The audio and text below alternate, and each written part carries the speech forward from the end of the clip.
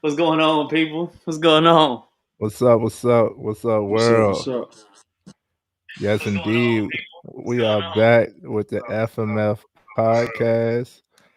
Anybody who has their TV on or their YouTube on in the background, go ahead and mute it Yes, so sir. there's no echo.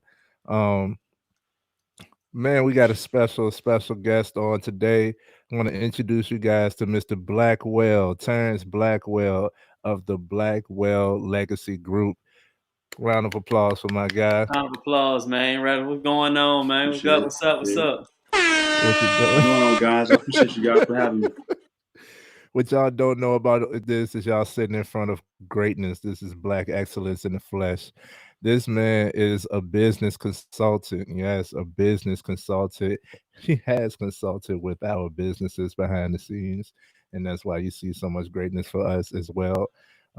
Easy with the gems, real smooth dude. Not only that, but you're a big old Leo. August 15th, that's my birthday, brother. Go. That's my birthday, Most brother. definitely. Yeah, we in here. So all love, all love. Mr. Blackwell, go ahead and tell people what you do, what's your services, and you can go ahead and let them know how to contact you. But we'll also be putting his info in the description, and the links and stuff will be available to you all. Okay. I appreciate the intro, man. Definitely kind words. And yeah, definitely birthday brother, August 15th, Leo Strong. Big old I Leo. appreciate it. Yeah, so Terrence Blackwell, guys. I'm a business development coach, business consultant. I work with small businesses, and my goal when I work with small businesses is to increase their revenue by $50,000 without spending more money on marketing and advertising.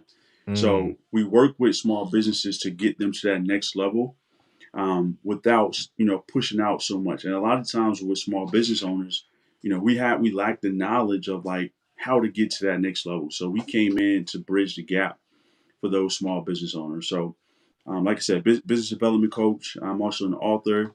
We just started a nonprofit for kids, Oh, husband, father. mm. You guys can find me. You can go to my website, terrenceblackwell.com. It's TERRENCE, blackwell.com. Any information, if you have questions about your business, need clarity, go there, book an appointment, and I'll be able to help you out. go, man. That's what I'm talking about. So, Ah, so yeah. So, what got you into this field, man? Of trying to help people with their businesses. How'd you get in that field? I was kind of forced into it, to be honest, man. Like mm. I came from like my dad had a business growing up. My mom has a business now. My sister has a business. My brother have a business, and so I've been around business for a long time. Inadvertently, I never thought I was going to be a business owner or even work with other business owners. But Mhm. I think it just kind of came easy. And I remember, like when I first started, like people would just come to me and be like, "How do you do this? How do you start a business? How do you set up an LLC?" And I didn't know. And what Yeah. I did was I just went through the prompts, figured it out, helped them set things up, and just had success from there. And like the first couple of businesses that I've helped to establish are still active businesses today, which is dope. Mm. One of the first businesses that we helped to create was a logistics company. Within 6 months, they went over 100,000, Mm. and from there, I was like, okay, all right, I might know what I'm doing. Now we just kind of, I'm saying, let me tweak it a little bit, to make sure that it makes sense. And the rest is history, man. Dope, Go, bro. that's dope. Dope. That's dope. That's dope. That's usually how it happens. It's like you kind of like fall into your purpose and your passion, and Yeah, it's like once you figure it out, then you just hone in on it, you know. yeah. And the That's purpose the behind it easiest is way, I just to think. help. Yeah, absolutely. And that's a key word too. Like just to help. Like I've always wanted to be able to help people in whatever facet that I'm in. So I love working with business owners because you're talking about the reason why we even named our company what we named it Hmm. is Blackwell Legacy Group. So I'm Hmm. working with other businesses to build a legacy. So, I want to make sure that you can be sustainable so that your children are good and their children are good. Because if I can put my hands on the business and it changes the trajectory, then we win. Absolutely, absolutely, man. So that's what I'm talking about. And that's why we have this amazing guy on the podcast today. What's the first episode we slide into, G? First episode we're gonna talk about a little bit of FOMO. We Awesome. So, feel allow me to introduce this episode that this topic that we're going to be discussing is FOMO. And FOMO is an acronym that stands for fear of missing out. And I brought this topic to mind because the mindset guy, it interested me, and I was listening to a brain-based trauma specialist. God, I was listening to a brain-based trauma specialist on the matter, and learned a little bit more than what I acknowledged. And then I repeatedly saw this kept on popping up, so I was like, we got to bring it to the table. So with FOMO, what I learned on that when she was speaking on it was about, she said that 77% of Americans admitted to experiencing FOMO before in their life. And what is in my mind, I'm like, the fear of missing out is more of a common thing. There was 77% that admitted to it, but I think it affects everyone. I think everybody has had an episode of or a thought of experience with fear of missing out on something, right? But what we don't realize is the true effects of it, the what it looks like, what it can cause, and how it affects your mental health. So once the video is ready, we'll be ready to go ahead and jump in on that. And it's going to be awesome, man. Let's go ahead and see what this clip got to say.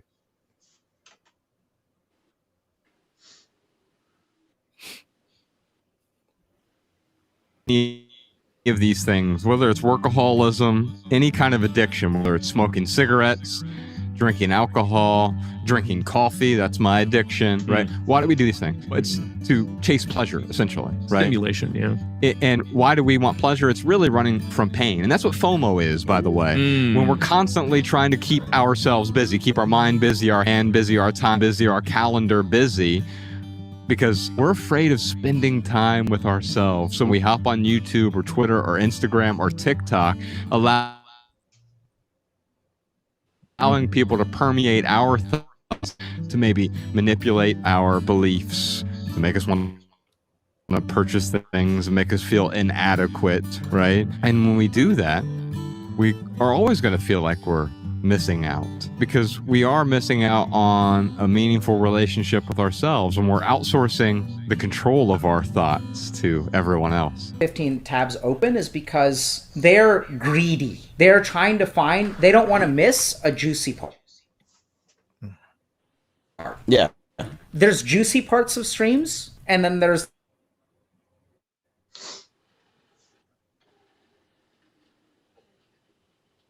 like whatever parts of streams. So this is where like you're hungry. You don't like, you want to find like the juiciest bits from each stream. Yeah. If you're greedy in life, chat, and you are a slave to your like greed and you want to overcome that, then you should watch one stream. And then when you do that, what are you going to have to give up? You're going to have to give up like, oh my God, but like I'm missing so much. It's so much more efficient.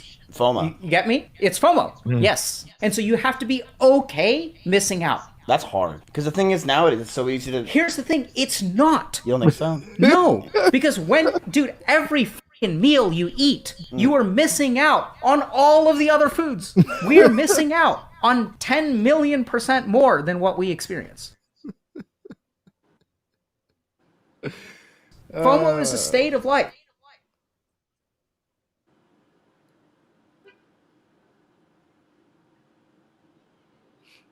Interesting. I like his take on it and his energy behind it.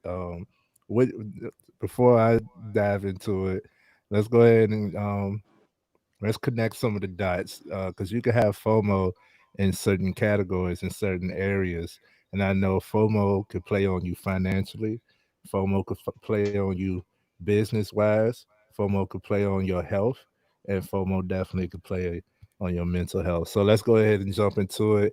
Each one of you guys are expertise, and I love each one of y'all's opinions on in your field. So how does FOMO affect your expertise? First person go up. Um, I can go ahead and go first. I would say in the financial field, that's a big thing. Um, Mm, you know, one of the things, it's a lot of misconceptions. It's a lot of uh, I'm trying to avoid using the word scams, but pretty much like scams that play on people FOMO. yeah. That's why some stocks might shoot up and people like, oh my god, like let me go ahead and throw my money in, and they over there buying high, and then the people that got in at the bottom and was pushing the excitement for it, they take all their money out, they walk away with all the money, and they do what we call leaving people with the bags, which means they lost the people that came in late, end up losing their money. So with the FOMO thing, it's is really prevalent in the financial space. The one thing I would say about how to combat FOMO is making sure in your financially wise is coming up with a game plan, having a plan in Mm, place about what you're going to do with your money and sticking with that plan. Like Warren Buffett never operate outside his realm of It's expertise. true. He has a plan, he sticks to it, and it's worked for him over all of these years. So with the financial field, the FOMO is a big thing, and usually it's people that don't have no game plan. They just heard about something, they didn't really do their research into something, and then they go ahead and put their money in, not knowing what they invested in and the inner workings, and end up losing a lot of money. So, like I said, the way to kind of combat that in the financial realm is just making sure you have a game plan. Studying, doing your research, and like they said, it's always fear of missing out is going to be prevalent with everything. When he was talking about mhm. it, one of the things that came to mind is, my man Terrence said he's married. I was previously married. You choose a person, but it's still millions of other people out there for you and your other Yeah. person. That's what I was Yeah, going to get into. sometimes those thoughts creep in about, yo, do I got the right person? Yep. So with FOMO, if you think about it, everything could be FOMO, but Mm, it really comes down to planning and being convicted about what your purpose and what you're trying to accomplish. So that's what I'll say about that. awesome. Because I definitely was going to bring that in. That's one of the main things that guys suffer with when it comes to FOMO is, and that's one of the reasons why they're afraid of committing, not just in a relationship, but to any type of commitment with themselves, discipline, and all of that stuff is it's FOMO, man. You like, man, but what about this? What about the other one?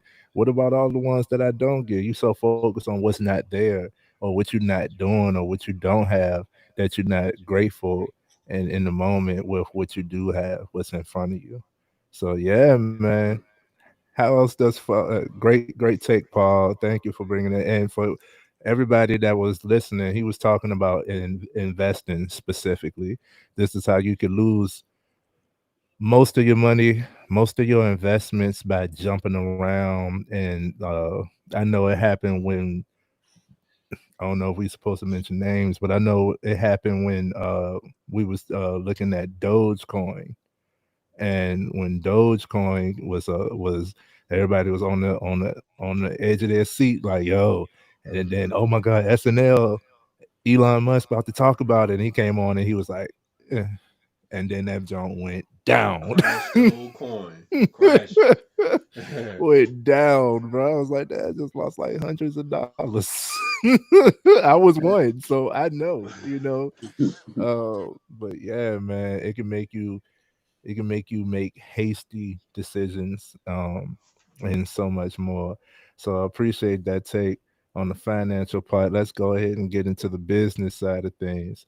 Mr. Terrence, how Yeah. can FOMO affect your business, affect you business Yeah, wise? I think Paul brought up some really good points, man, and it's very similar when it comes to business as well, because there's trends in business. There's fads in Absolutely. business, and you see them all the time. And the same thing, like we got to go into a business with a strategy. So you need a marketing strategy, You need a sales strategy. You need all those things in place so that you don't just jump around. Like right now, AI is you have to look at things from a deductive with deductive reasoning. Like, is this something that is a fad, or is this something that is probably going to stay around for a while? AI, in my opinion, is something that's going to stay around for a long time because that's where everything is going towards. It's not necessarily a trend, right? That has a little bit more structure to it. Now, for an example of something that was a trend that didn't age well, was Threads, right? You seen when Threads came out, the social media platform that came out, and then what happened? It fizzled out, right? So that's Quick. one of those things where it's like, and the thing is, with me being a coach, most of my clients, I understand my clientele, so most of my clients didn't even budge at it because they manage a certain social media platform, and that's it. Because what? They have a strategy, right? And when you originally start talking about FOMO, and even from the video, I looked at it from a different perspective. I looked at it from the psychological perspective of No. FOMO, of missing out, right? Now, with FOMO, what we have to understand is FOMO is literally a marketing tactic, right? Yes. It's called scarcity. It's called scarcity Scarcity. marketing, Yes. and it's in everything that effective marketing has scarcity in it, right? So let me give you an example. Right now, if I go on Amazon and I'll order something, right? Um, it may say low quantity, right? It may say something like that, or it may say something like people also purchase this with this item, right?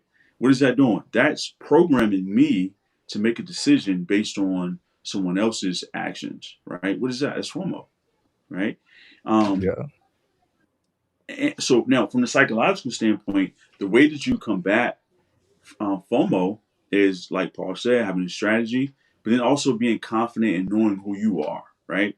Because if you're confident and know who you are, like it doesn't matter what happens outside of your spectrum. You're gonna be consistent in whatever it is that you do. Also, to Paul's point, I'm similar. I'm not a huge investor, but I have a similar strategy. I invest when it comes to finances in dividend stocks. I don't invest in anything else outside of dividend stocks. And the I reason love why it. is because it's a long term play, right? But most people like they'll get into people ask me like, Tish, what do you think about crypto and this and that, Bitcoin when it first came out? And I'm like, yeah, you know, the thing about stocks, and I'm gonna let you guys, then I'm gonna let Anthony go. But the thing about when you look at like the market and stocks, is gauged on the longevity of the companies, right? So I think since the inception of the stock market, rates have averages about 9%, right? So with that being stated, when you judge a company, is based on how long has this company been around, right? If this company has been around for 100 years and they've consistently paid out dividends, guess what? It's called an aristocrat dividend stock. That means that they habitually pay out dividends, right? Yeah. You can Yeah. bet on that company. That's the opposite of FOMO. They don't care about whatever else is going on. They're staying consistent in whatever they're doing. Yeah, man. Love it. We coming with the gems tonight, man. These are these fact? Were those facts, Paul? Do you agree with that? My numbers? Absolutely, man. I talk Okay. about like REITs on here. We talked about REIT, real Yeah, estate reach. investment Yep. trust. Mm-hmm. Hmm. Oh, Exactly. That's good. I can't hear Terrence. Yeah. No, I was saying. Yeah, I agree. Okay, yeah, yeah, man. And I like that strategy. I know I talked to Trey personally. Yeah. He was talking about dividend stocks and things like that, and that's a good Mm-hmm. way to really build your portfolio up a lot faster because you reinvest the Yep. dividends, you accumulating more shares over time. So that's Hmm. a really great point. And to the point about being confident in yourself, man. Like, yo, don't nobody know you better than you. You know what I'm You. saying? Yeah. I don't care what the Absolutely. marketing is. I don't care. You know what I'm saying? Even when it comes to financial advisors and people that come and talk to you about finances, that's why I try to really emphasize people having a basic knowledge of finances, Hmm. understanding what REITs are, EFTs, bonds, and just a general knowledge on how to operate. So somebody can't just come in and just tell you anything and persuade you Yeah. and get you to FOMO into something that you have no clue on how it operates. So I really like that Yeah. point about like being confident in yourself and knowing what your goal and everything is, man. So I definitely agree with that. I love I it. appreciate it. I love it. So, how can FOMO affect you physically, and your fit and you fitness wise, G? Um, since you got it to, I didn't even think. Good curveball, because I didn't even think about it towards the fitness. So it's kind of fitness, yeah, big FOMO, especially when you start off and you're not understanding that it takes time to get to where you need to get to, and you think that you missed out because somebody else is not where you think you should be. You Mm, didn't case in point, like if you're on a journey and you want to get to lose a certain weight or be able to gain some weight in a certain amount of time, and then maybe something happened during that day, you won't be able to make that arm day or make that leg day or something. You think that it's going to derail your progress when it comes to getting to the body that you want to get to. It's not that serious. But some people yeah. will it'll ruin their life. I mean, not ruin their life, ruin their day, and then they'll be feeling some type of way because maybe somebody else took their day and they getting bigger or they getting stronger, and you're not getting to that certain level.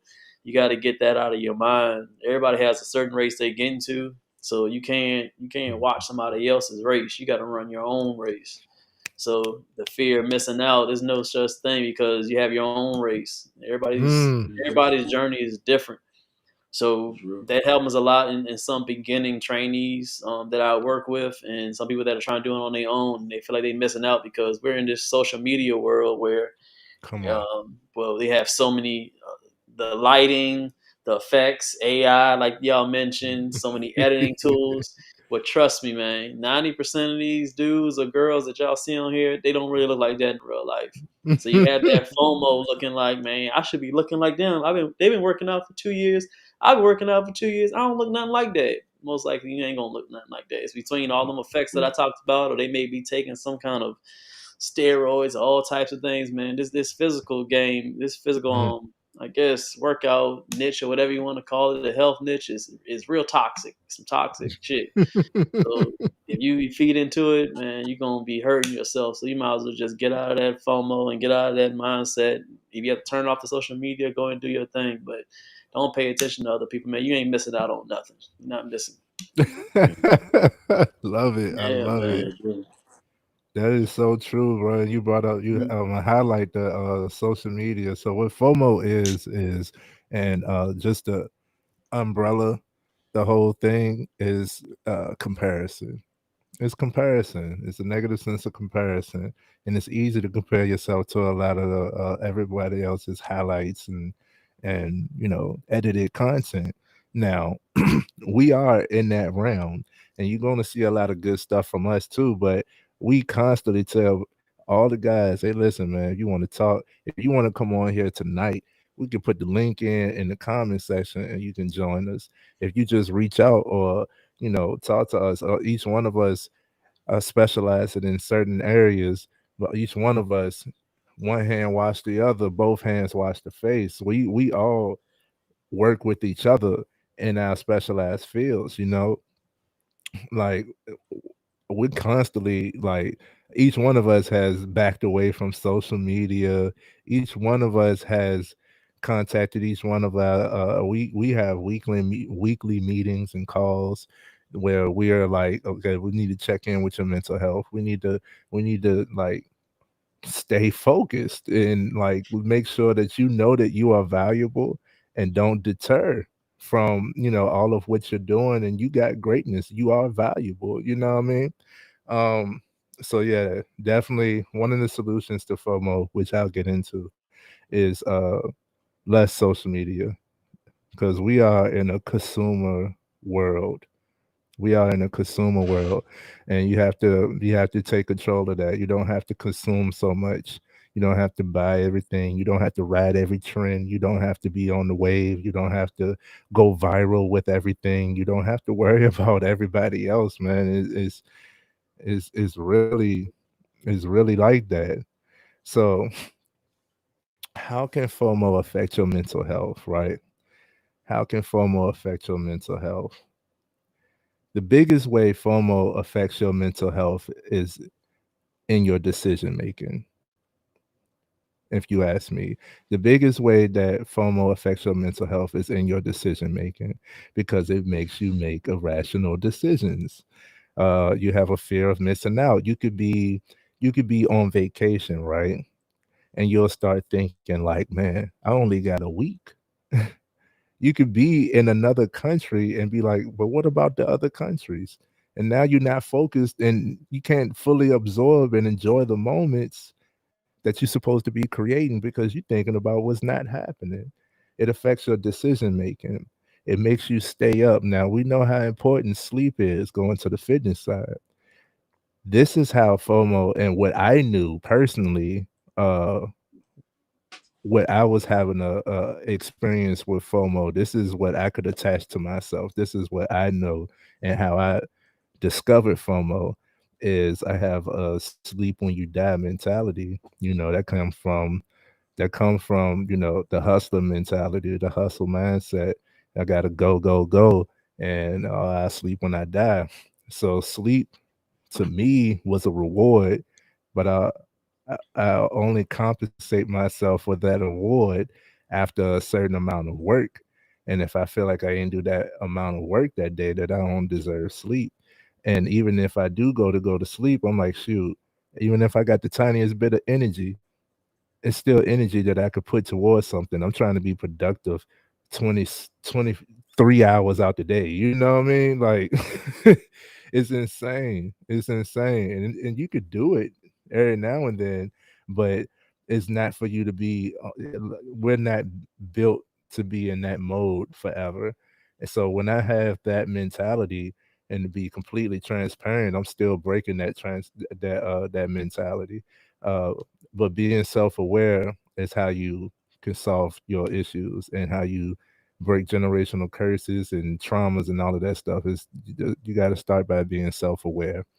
So me being aware of not getting enough sleep, I emphasize getting sleep now.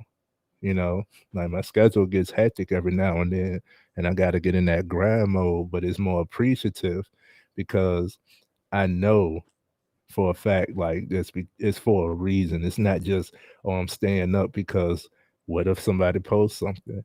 What if I miss out on that? What if somebody, hit me up? That used to be, I didn't have healthy boundaries. So I was an open door. Anybody could contact me at any time. That's not good.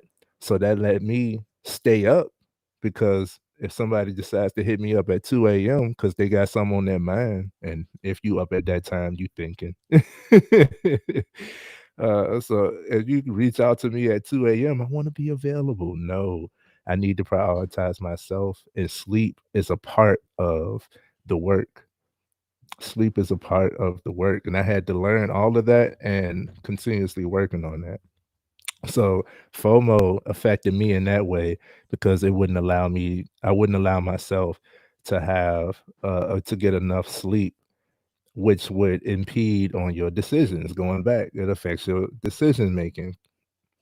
FOMO makes you feel unsatisfied, no, dissatisfied, unfulfilled.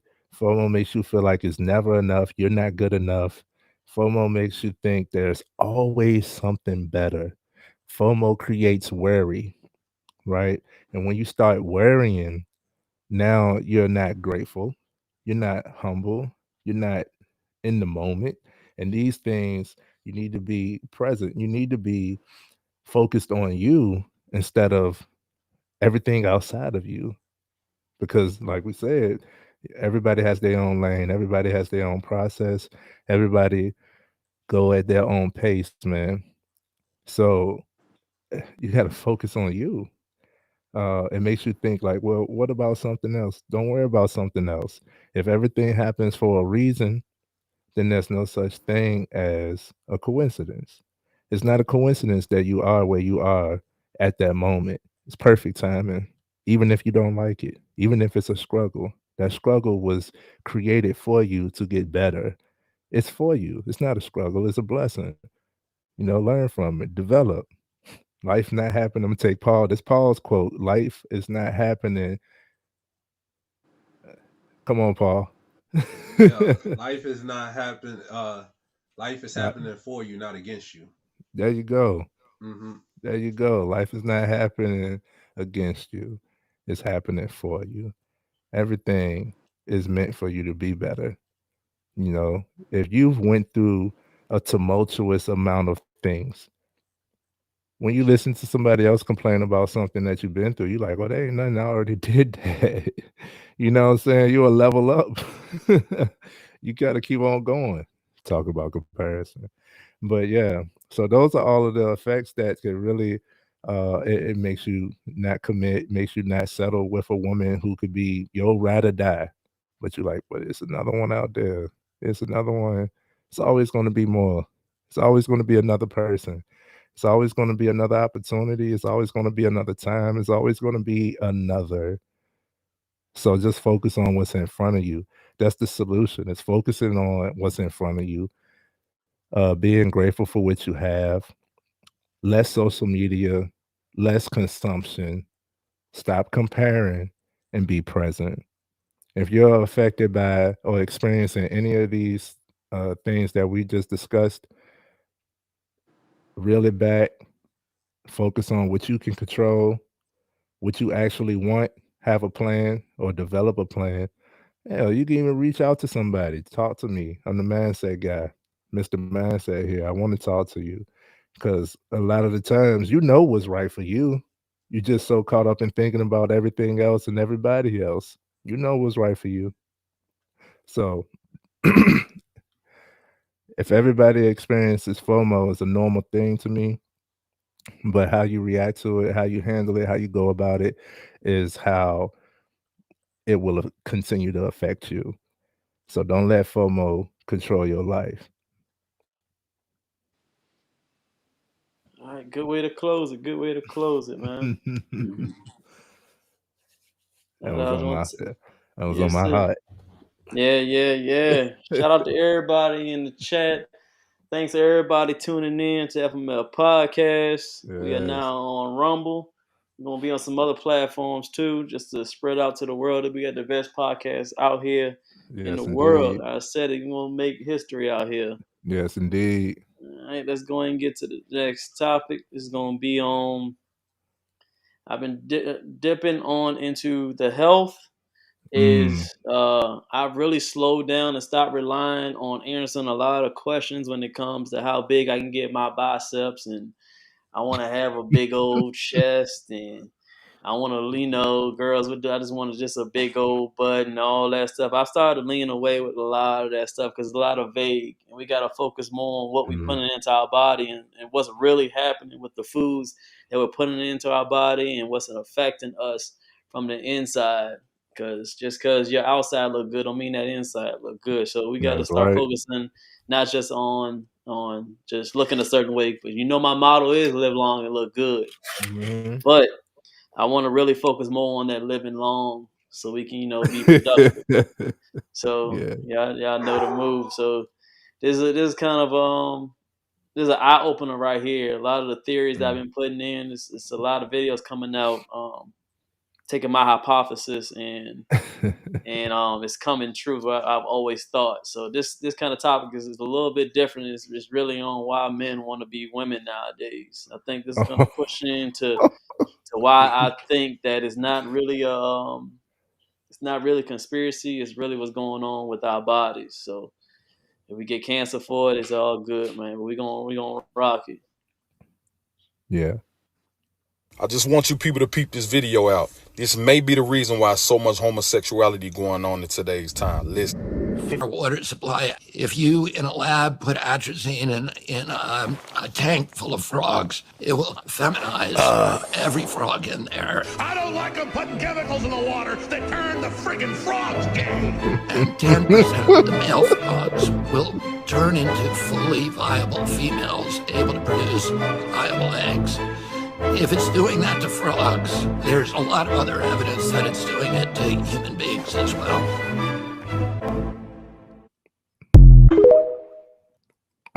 What was wrong with bro? I don't know why did you. I think they try to make like a parody out of it or something. I don't know what they were doing at the end. It got serious and then it went to that. I said y'all tripping. But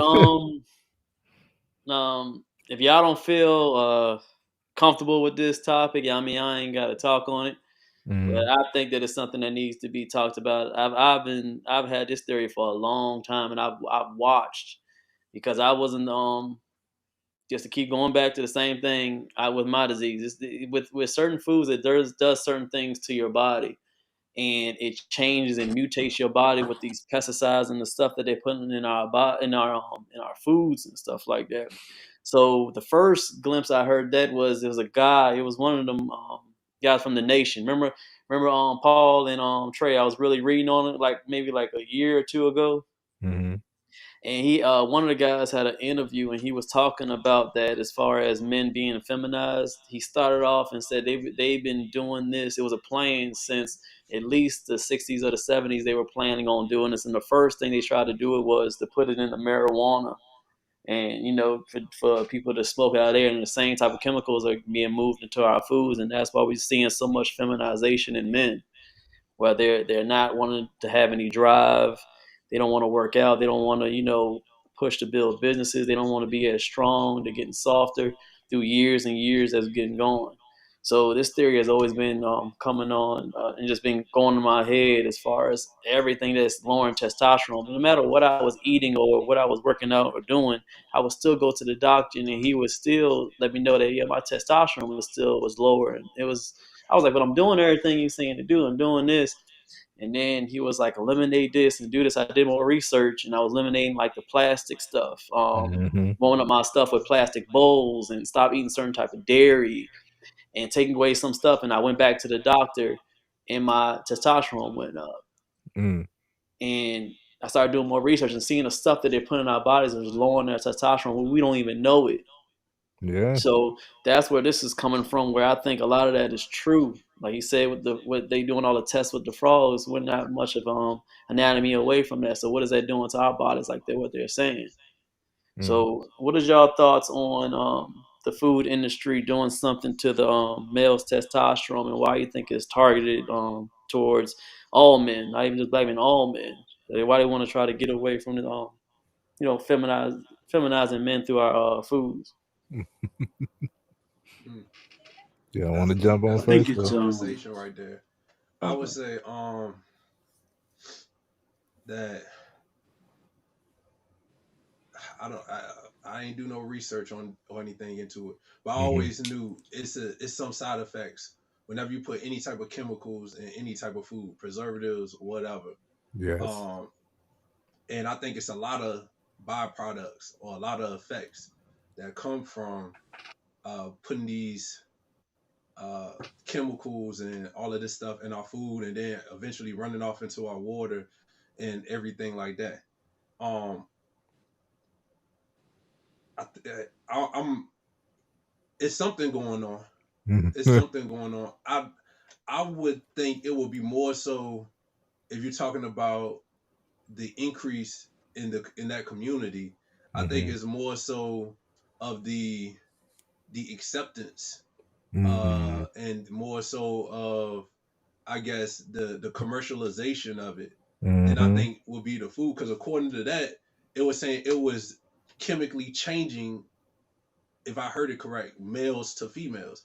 And I don't think that's what we're experiencing right now. People making choices. They're making their own choice to make these changes. Now, do I think it play with some of our hormones in our body? Yes, I definitely think that does. But um, it affects a lot of things with our bodies. I think if you want to talk about the the the changes in the amount of the people in that community, I think it's more so of programming than than the food. That's my personal thoughts on it. The Mhm. more of the acceptance of it, and the more of the commercialization, and the benefit to a lot of companies for supporting those groups. So I think that's what is more so. I think we got, when it comes to the chemicals, I think it's other effects other other than just that have more effect. We got high blood pressure, we got diabetes, we got cancer at a rampant rate, Mm. AIDS, HIV. We got all of these things, and especially AIDS and HIV. That's something that we didn't even think about in the 60s and stuff like that. Who's know that's the byproduct of some of this stuff. So I definitely know there's an effect to having these pesticides and these chemicals on our in our food. Um, but I think it's more than just that that aspect of more people coming out in the community. Mm. Good take on it. Good take. What you think, Mr. Pratt? What you think? I believe it's crazy. I do. Anytime I see this, because we see animals affected by a lot of stuff prior to human animal, human or animal. We see a lot of this stuff affects nature before it does us. But when it's, I'm always a little skeptical when it's a lab because it's like I don't know exactly what y'all doing, what y'all testing, what y'all have increased to try to get the type of result. And I mean, we got cloning now and everything, but I definitely think that it's all true. I think it's all true. I think it's all factors. What it's called actrazine. It's called actrazine. I think so. Yeah. I definitely got something to look into and do more research on. I think it is crazy, but I do agree with Paul's sentiment as well. The main reason why going to the mentality. Okay, big old Leo in the building. Going to the mentality, I believe that what is going in our bodies, we don't have control over as far as like what's the source. Even when it comes to growing your own stuff, it's still better, but they don't allow you to get seeds from like the origins. Like you can't import foods over here because they say it'll tamper with. They'll throw all type of jargon to try to say it'll mess with stuff. But in actuality, I think the actual ploy is the food here is not good for us, and they know that. But it's a consumer thing. They make money from us being sick. So okay, we're gonna feed y'all, even though it looks good, we're gonna feed y'all, what I'm saying, certain stuff so that you can wind up feeling the effects and you're gonna have to, I do think that is a setup there. My only problem is because I thought this for a while. My only problem is what's the solution? If I can't go get my own stuff, like say for instance, outside of the country, that when I traveled outside of the country, man, it is normal for a lot of other countries. We die in like 60s is like the average lifespan in America. You know what I'm saying? You'd be lucky to make it to mid 70s. Like, um, it's crazy, but it's normal for people to live late 90s, early hundreds. That's normal. That's the expectancy of your lifespan out in these other countries, and they live off the land more so than like you don't see all these fast food restaurants. You don't see none of that type of stuff. Like they really do have all this fresh. Like I never forget it. One of the guys that I know, he's a neighbor of mine. He's Jamaican, and he was like, man, he can't wait. He was going back home. He's taking a vacation, going back home to Jamaica. He said he can't wait. He said they don't have to worry about hunger in Jamaica. That's not an issue because there's fruit trees everywhere. He said at his house, and they don't have a big house or a big yard, but he got banana tree, breadfruit. I never heard of breadfruit. That's not in America. Like was Usain Bolt was considered to be on steroids when he had won. I think it was the second time when he won. They had considered him to be on steroids, but he wasn't. He just had a different type of diet, and it like made him superhuman to compared to all of the other athletes. He ate a lot of breadfruit. That was one of the main things they tried to tell this man he can't eat that because it's giving him an unfair advantage. And I'm like, okay, if that's the case, why it's not over here?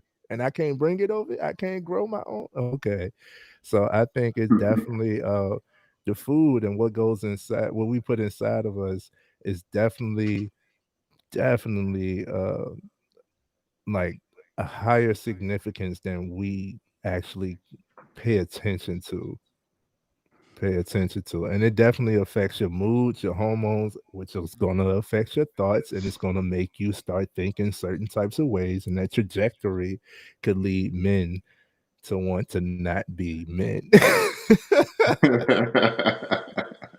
It's very true. Very true. It's very true, man. I'm trying. I mean, it's crazy how it's going right now. I mean, I think it's something that we see, but it's Yeah, something that nobody want to say, and yeah, nobody wants to, and not everybody wants to change because they still like certain foods. I And I think it's think that. it's My just that bad. how it is. No, go ahead. I apologize. I think we don't acknowledge how important it is, and we belittle something that is so common, because regardless, every day you're going to eat. Most people is going to eat, and a lot of us are not even paying attention to what the source is. Like, we ain't paying attention to, like, this chicken breast not supposed to be this big, like there's a double D titty. Like, Yeah, we ain't supposed to be that big. What type of chicken are we eating? Is this a chicken? The only time I've heard people question stuff is when we getting like foreign food. You know what I'm saying? They be like, oh, they ain't cooking chicken in there. That's mice. You don't know what you eating in the Chinese food and all that. Like, okay, well, have that same energy with McDonald's. Have that same energy with, Walmart. Like, it's a reason why all these foods are lower here. pretty much, exactly, man. Mr. Blackwell, since you the guest, what's your thoughts on this? I'm gonna piggyback off of Soprat a little bit in regards to like breadfruit and stuff like that. Mm, There's a fruit in the Caribbean called a soursop, and the yes. soursop is it's a fruit that grows on the trees or whatever. This is a fruit that has properties that I'm not gonna say it cures cancer, but reduces cancer, right? But this is not a fruit that's in America. All right. Then you Mm-hmm. question, all right, so why you have like, the FDA, all these different organizations that regulate food. Who's in control of those organizations, right? And then Yes. if you look at like the stickers that they put on different, items, it says like um, cage-free eggs or no pesticides, insecticides or whatever. But who really regulates that? Like, are you there to see if Yes. they actually put pesticides on this thing, and then they market it to you as it doesn't have pesticides, so they can raise the pricing to get more money out of Okay. you. But it's Mm, the same thing. It's in the same batch, right? Um, I remember when I was a kid, there used to be, and I think I still see it now too. But like you'll see like jets or airplanes flying by, and it'll be like a long stream of like clouds that look like behind it, right? come on. And Speak. what that's called is Speak. chemtrails, right? Yes. So chemtrails is it's a chemical they're literally spraying out as they're just flying around, right? And so they've been doing this for years, right? Now I'm gonna take a different perspective in regards to the topic. I can't say if it's a masculine feminine thing. I'm going to look at it from a depopulation thing, right? I think what they're trying to do, and I think that is a byproduct of it because if a man Mm-hmm. is feminine, he can't reproduce or he doesn't want to reproduce, right? So Yes. a few years ago, Bill Gates did a study or did a documentary, and he pretty much stated like how would he Mm, depopulize the world, and he yes. said it was through what we just went through, right? So I think the bigger picture is more so the depopulation than it is like the agenda. I think that's a byproduct of it, right? Bill Gates owned a big portion of the land in America, right? Yeah. Also, Chinese own a big portion of land in America. So I don't know. I think we have to look at it from that perspective more so than the actual agenda that they're pushing. But I do agree with Paul too, like the propaganda, the marketing behind it, where they're pushing. You know, you can't watch a show now without seeing that, right? And Yep. if that's your thing, cool. You know, it's nothing against you, but it is a programming that comes behind it. Very true. I mean, it's they're hitting you from everywhere, and your entertainment, your food, and then when you get a bunch of people to rally around you and you feel that type of way, I mean, you have a whole gang of people that say, "Yeah, that's cool." So I Yeah. think it even comes into a point of your character. I mean, the reason why I started this podcast with these gentlemen because they have a certain type of character that, for the most part, you can't tell them who they are or what they're going to be. They're going to do what they think. So I always come back to most of the time it has to do with your character. I don't care what you say. I mean, I'm not cutting off my third leg because I'm my character and I know what I am. Exactly. Hell no. So Exactly. yeah, so I think it's all a mixture. It's not just that one thing. I think it's the food, and then it comes with you have people on your side, and then you see it on the TV, and then if you ain't got that last bit of character about you to know common sense of what is what and what isn't, then you just flip over and be like, yeah, you right. But with certain type of character, you're able, to knock that out. But y'all already know how I think about that. Before we wrap this up, what you think about it, Keith? I know you came in late on. I don't know if you know what we were talking about. I know y'all talk about food. That's all I got. What was the question? uh, welcome Okay. in, Big Keys. What was the topic? I know y'all talk about food. You know.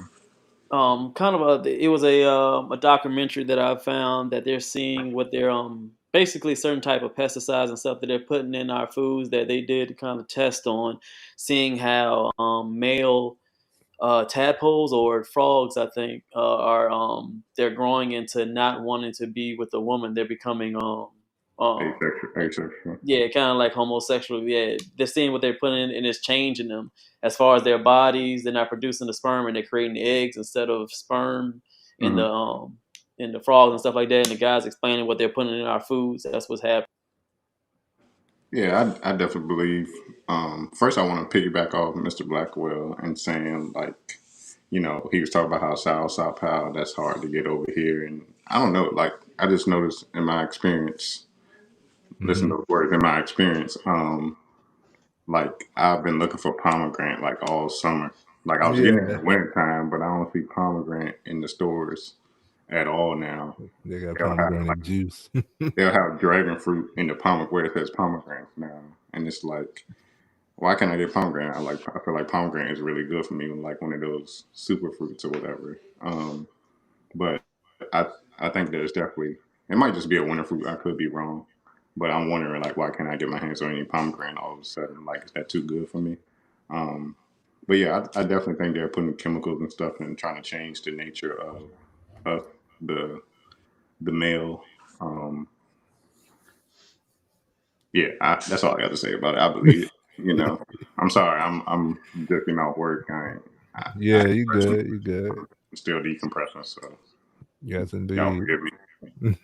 It's all good. You made it. That's all that matters, man. Yeah, Right. yeah. So to wrap it up, man, watch what you are. Pay more attention to what are you ingesting, and what are you putting into the kids as well. Uh, be definite about who you are. Okay, you was born to be a certain thing, man, woman. You was born that way for a reason. Um, I know, No, but you you said was it, bro. You said it, man. Stop it. No, man. This is how our podcast is. Like I said, our views are not every single person on this panel. So individually, if you say something, that's on them. So definitely. it's a God I'm on made your you a side. I certain said out way, loud, I'm on man. your side, Trey. You know what I'm saying? God made you a certain way, bro. We're not against anybody who makes decisions for yourselves, but our decision and knowing like we all men, we all solid about that and happy to be. You should be too. If you need any more confirmation, then reach out to your fellow men. It could get difficult out here. You could have we're in tough times, and that's one of the reasons why we started this podcast is to create and develop and help more men be men, bro. As we're learning as well. Like it's a never ending process. Like you're always developing, you're always growing, you're always learning more, and each one teach one. So yeah, bro, that's what we're here for. So men be men. Mhm. Yeah. If I could say one more thing, I would just encourage everybody to eat what looks like it's real. Like I know that the chicken breast might be a little big, but at least it looks real. But if it got MC at the beginning of it, or it kind of look like a hamburger, but it don't really taste like a hamburger, stay away from it. But you know what it's doing to you. Cook your own French fries. Yeah, cook at home. Yeah. You know what I mean? So let's get into our next one. What's the next topic we got, G? Y'all got through all the spicy stuff yet, or Nah. Okay. We've We been ain't really talking got good shit nothing tonight. spicy. We've been doing good, man. Right. We've been talking good shit tonight. Okay, Everybody that's in the we've been chat. PC tonight. Yeah, exactly. Everybody in the chat, man, let us know in the chat. Put in a comment. Let us know how you feeling today, man. We Right. Shout appreciate out to each all and the fellas everybody. here. Hell yeah. Exactly. Everybody in here, we appreciate y'all. Hit a like for the algorithm, please. You came in, hit that like, man. It's free. And it helps us to push our video throughout the algorithm, man. So even if you hit a like and get up out of here, that's cool with us. As long as you just hit that like, man, it's simple. 5, 4, 3, come on, 2. Yeah, G. Get your Come promo. on, hit that like, man. Come on. Stop playing around in here, man. We appreciate all y'all. All right, this one is going to be a tad bit spicy. A tad bit spicy. Yeah, I kind of mixed it. Yeah, that's gonna be dope. That's gonna be awesome. Mixed It's a good transition into what we was talking about on the last episode. This episode we're going to talk about fathers and how important fathers are, but do fathers want to be fathers? It is a question. It sounds pretty simple and basic, but it's a deep question. As a lot of fathers like stumbled into the role. You know, I was just having fun. This happened as a result.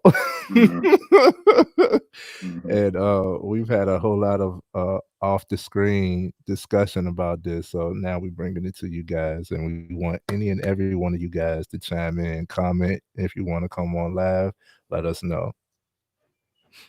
I know, like I said, it's a mixture of it. I get on the background. I get in contact with you. But let's go ahead and jump in. This Larry Elder got the first part of it. He's talking about this kind of, I would say, a viral clip. It's been going around a lot. So this the Larry Elder interview with Breakfast Club. Yeah. This is just the first part when he's really jumping in on fathers, and basically what Pratt said, this is the first part of fatherlessness. Yeah, that's what I wanted to talk about. Yeah. Yeah. All right. Let's go ahead and jump into this joint. Into it. Why are you running for president? Well, I'm running as an America First mega guy, and we have an America First mega guy running, obviously. So the question is, what do you bring to the table? You said MAGA. MAGA. Okay. And the answer is, I bring a lot of issues to the table that I feel our side is not talking enough about, if at all. For example, the number one social problem in America, by far, is the epidemic not of COVID, but of fatherlessness. 70% of black kids today enter the world without a father in the home, married to the mother, up from 25% back in 1965. Now 25% of white kids enter the world today without a father in the home, married to the mother. And the stats are clear. Even Barack Obama once cited them. If you're raised without a dad, you're 5 times more likely to be poor and commit crime, 9 times more likely to drop out of school, and 20 times more likely to end up in jail. What's happened? In the mid-'60s, with I think the best of intentions, a Democrat named Lyndon Johnson launched what he called the War on Poverty. And since then, we have incentivized women to marry the government and incentivize men to abandon their financial and moral responsibility. When I say this to people, the pushback I get is, well, there are lots of things that are going on, systemic racism, poverty. Here's the problem. If you look at a young black male aged 10 to 43, that's young to me because I'm 71 years old. A young black man in that demo is 13 times more likely to be murdered than a young white man, same demo. Young black man, real young, 19 and under, the number one cause of preventable death is homicide, almost always at the hands of another young black male. Same demo for whites, the number one cause of preventable death is unintentional deaths. That includes drug overdoses, automobile accidents, drownings. It's not until they get to number 4 that death is the cause. In America, 60% of the shootings, the robberies, and the homicides are committed by black people, often against other black people. Of the homicides in this country, half of them are black victims, almost all killed by other blacks. How do you explain that if it isn't for the absence of fathers? Are you prepared to say black people are just genetically inclined to commit more crime? I doubt it. And the go-to reaction often is poverty and systemic racism. Here's a problem. 1940, when there was blatant racism. This is before Brown versus Board of Education, before the Civil Rights Act of 64. KKK was still alive and well. 87% of blacks lived under the poverty line. Now it's about 14%. You can't blame it on poverty. You can't blame it on racism. It is the breakdown of the nuclear intact family, and neither side is talking about it. The left doesn't talk about it because they caused it with the welfare state, and our side does not talk about it because if you're white, you'll be accused of dissing single moms who are heroically raising these kids, or you'll be accused of being a racist, or if you're black, you'll be accused, as I was by the LA Times, of being the black face of white supremacy. Nobody's talking about that. I am. What are the reasons, if your statistics are right, what are the reasons that you think fathers aren't in the home? As I said, it's because in the mid-'60s, Lyndon Johnson launched what he called the War on Poverty. In Charlemagne, literally, they sent social workers door to door in the inner city. I remember this. Advising women of the availability of welfare provided there was no man in the house. It created an economic incentive for women to marry the government. Same thing with whites. In 1965, 8% of whites entered the world without a father in the home married to the mother. Now it's about 25%, also up threefold. Look at census data, 1910, 1920, 1930, in places like Milwaukee, Chicago, Philadelphia.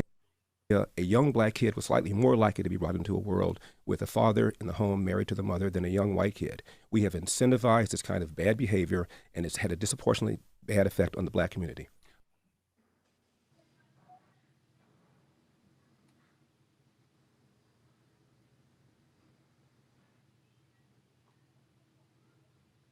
That's the whole video. Well, I guess got that side. We wanted to really focus a lot on fatherlessness, and do men want to be fathers? So we kind of put both of them in that one.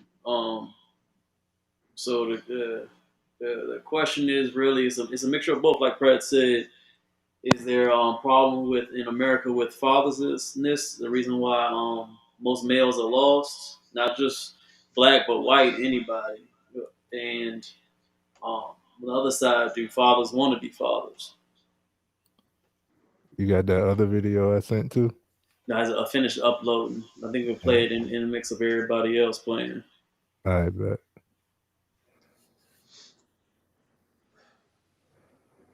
All right.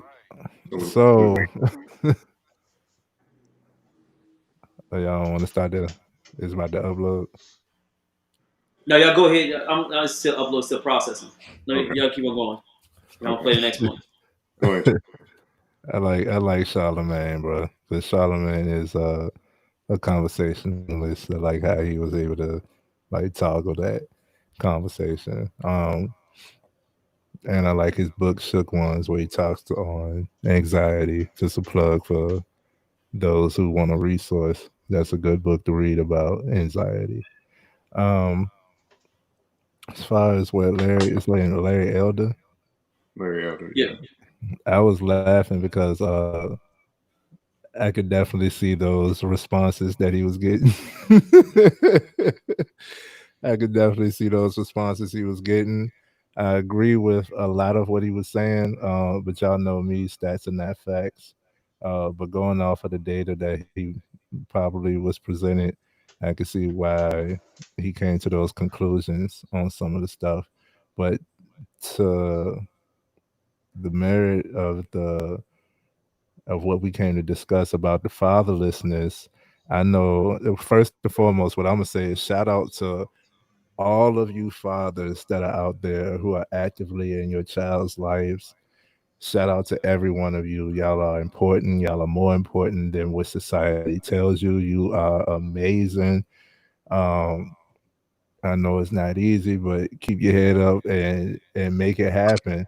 Your presence is your presence is pivotal. Your presence is pivotal.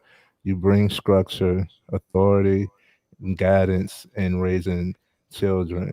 I always create the difference between a woman who was raised with and without a father.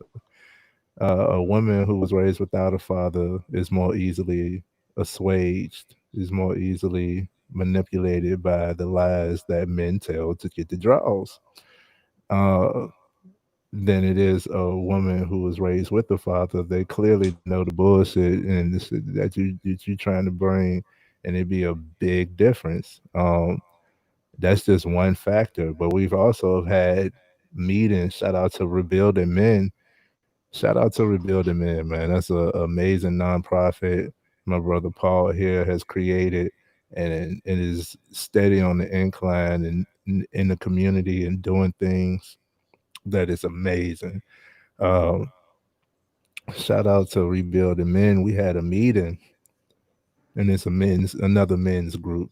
We had a meeting, and come the end of the discussion, we all realized that all of our issues related back to like father. It was father issues, you know what I'm saying? Like whether the father was there or not there. When he was there, and was he abusive? Was he, productive? What was the image? What happened? Was he too strict, a disciplinarian? All of that stuff. Like the father played so much of the role. It's like everybody in the room was like, "Yeah, we're gonna love moms. That's that's automatic." But dad, dad, I'm about to fight this nigga. Yeah. You want to get that unconditional love automatically. But I'm gonna give more of my spill later on when we got the other video uploaded and everything. I would like to. I already applauded the fathers, but let me applaud the fathers on this platform right now. Mr. Paul DeBerry and Mr. Terrence Blackwell, both are fathers, and Terrence is a new father. He just had a child. So big shout out to you, my man. That is huge, man. I think it's beautiful. Yeah, serves your Look like purpose. you can use Start some life. sleep. You Look know like what I you can use mean? some sleep over here. Paul too. Paul does no. Come on, Paul. Yeah. I'm fucking with y'all. You know what I'm saying? And y'all don't have to do it alone. You know what I'm saying? That's what the community is for. It takes a village. They know that. But I wanna throw the baton to y'all, man. As fathers, how do y'all feel about the you have something to say, Keith? Is the question, do men want to be fathers or not? That's what we're talking about. Mm-hmm. Okay. Quick question. Do we got another video we about to get pull up? Mm-hmm. Yeah. Okay, all right. I wanna reserve my full answer to after the next video too. Okay, I'm gonna give my spiel now. Then I think most of us want to be fathers. I think the main issue is we don't plan it. We don't plan it Mm-hmm. correctly. We just we fall in love or just get consumed in the happiness of our woman, that happy wife or happy girl, happy lifestyle, and we just don't plan it. We just let it, like, oh, life happens sometimes. You know what I'm saying? Yeah. I don't think that's an excuse. In my experience, I know I was part of that group Trey was talking about our issues stemming from our fathers, and my father, which I learned, he had, 3 boys, but he had it at a time where he just wasn't ready to be a father. And I found that out through the statements he made in his criminal record. Mm. But I just think we don't take the time to plan it out. We don't have those conversations with our significant other about the financial plan and what it's going to take to raise a child outside of, the love and, all that other good stuff that sounds good in fairy tales and whatnot. I think we just don't have those conversations and plan to be fathered, adequately. Mm. That's why you can't have community without I'm gonna go communication. now too. I'm gonna go now too. So yes, thank you, Trey. I just had a little girl. She is 6 weeks Yes. old. Yes. Yeah, man, I love it, man. I love being a dad. I love being able to, just give that love to another person. I love my wife more because of it, which is crazy. Yes. Um, so it's beautiful. I Absolutely. grew up with a dad, so my dad passed, but he was in my life and we were good friends. He was a good dad, so I have a different perspective. Um, I think men essentially do want to be fathers. Mm. That's my core answer. What I also understand is that we don't control access to fatherhood. We only can Mm. control access to like Relationship. marriage, Yeah. right? To the relationship. So if a woman decides that, she's ready to have a child, guess what? If that happens and she gets pregnant, she's keeping it. You don't have a decision in that. So can you imagine that scenario where you meet a girl for the first night, right? You like her kinda, she was cool, whatever, right? Y'all had sex, she got pregnant, and now you're like, man, like I don't even know this girl. No, I don't want to have this kid, but she doesn't want to get rid of the kid, Mm. and it's nothing it's nothing you can do. You're forced to be a father at that point. Now you guys are not even going to be on the same page. Now you're going to go through the system. You're going to be on child support immediately, right? Mm-hmm. Now that there's bitterness because you met somebody you didn't want to have a child by. They went against your wishes to have and had the child. You're forced now. If you're not in that child's life, now you're a deadbeat father. You have to Mm-hmm. pay child support, and you may not even have access to that child. Mm-hmm. So the system kind of sucks. If we go right now, if there was a situation where I think me and Paul are the only fathers, if I'm not mistaken. Yeah. But if something happened and we had to go through the court system, it's always going to be more favorable for the women.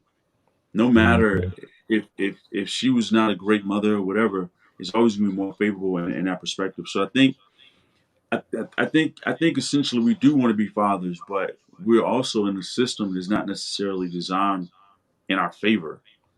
Mm. And a lot of times we're not even mature enough to sit down with the mother of the child and have that conversation. Like, look, let's work something out. We don't have to go through the court system. Let's work out visitation. Let's work out whatever support looks like. I think if we were able to have more mature conversations like that, I think more men would be more open to being fathers and fostering better relationships with the children. Mm. Um, yeah, that's my answer. When do you have that conversation? I Well, think honestly, I mean, it should be a very early conversation. First off, like Mm. I believe in like when I met my wife, I was at a different place. I'm gonna be honest, and this is public knowledge. We've had this conversation with my wife, so I feel comfortable saying it. Yeah. When I met my wife, I was dealing with somebody else, and I Mm-hmm. was also like heavily, I'm gonna say single, right? So, he's out there. He's so out so with that being stated, like I knew like I was at a place where I was like, man, like I'm tired of dealing with so many different females. So I'm Mm-hmm. like, all right, the next female that I meet, my intentions is to cut everything off and get married. So when I met my wife, the conversations that we were having was, listen, I'm attracted to you, but I want to get married. Like this is my intention. So if Mm-hmm. you're not on this, I don't even want to date you. If we can't get married, then I'm looking for somebody else because that was my mindset. Yeah. So when we first started talking, the questions that I was asking was those questions. How do you feel about kids? How do you feel about how are you with money? What's your relationship with your Mm. dad? to relationship with your mom, right? Were you abused? Like, because these are things I need to know, because if I'm going to make a decision to say, like, I'm going to spend the rest of my life with you, I need to understand how you operate so that I can make an investment into you, right? And in a business deal, you know, if you were to acquire a company, there's a period where you go in and you look at, it's called due diligence. You look at the books of the business, you look at the bones of the business, so you can tell if this is a business that's profitable, or is it going through a trend within the industry. And then you have other people that will also come in. You have a business broker, you have a lawyer that will come in, and they will assess the deal before you make a decision to acquire that company. It's the same way that we have to look at relationships. We are acquiring, and I don't mean that from a literal perspective, but we are acquiring the services of someone else, and we're bringing them on to our, you know, incorporating them into our team. So we have to do the same thing to make sure that we're bringing somebody on that fits into what we're trying to do in the future. And I think a lot of times, like, we meet women, and I'll speak for myself. You know, what I used to do, I would meet women just from a physical perspective. If they look good, you know, whatever, you know, how they the body and all that. But not understanding that what's more important is, can we have a conversation? Like, can I Come on talk to you now. about this Man, idea that I have to build? You know, can we discuss finances? Can we discuss stocks? Can we talk about what's really happening in the world? You know what I'm saying? And if we can't have those conversations, then are we only going to talk about what's for dinner? No, I'm good. I don't want to talk about that. Right. So I I do. think you know, we have to, like, we got to be like, we got to, I think as men, we have to, like, make better decisions on our next step. We got to really plan out, like we were talking about in the first conversation. We got to have a strategy in everything that we're doing. And it's the same Awesome. thing with relationships. What's the purpose of this relationship? Is this going to be? Is this a good seed? And if it's not a good seed, then, like, don't water it, because if you water it, the seed is going to grow. That's it, bro. Hey, taking Paul words, he said, "Don't waste time on people, bro. Don't be wasting time on people." Hey, well, I'm gonna go ahead and talk because I gotta The get video ready ready in a little too. bit. But I want to piggyback on what Terrence was saying. The thing that I realize is, anytime you have sex, the opportunity presents itself. And the reason why I learned that is, the first time I had sex with a woman, I got her pregnant.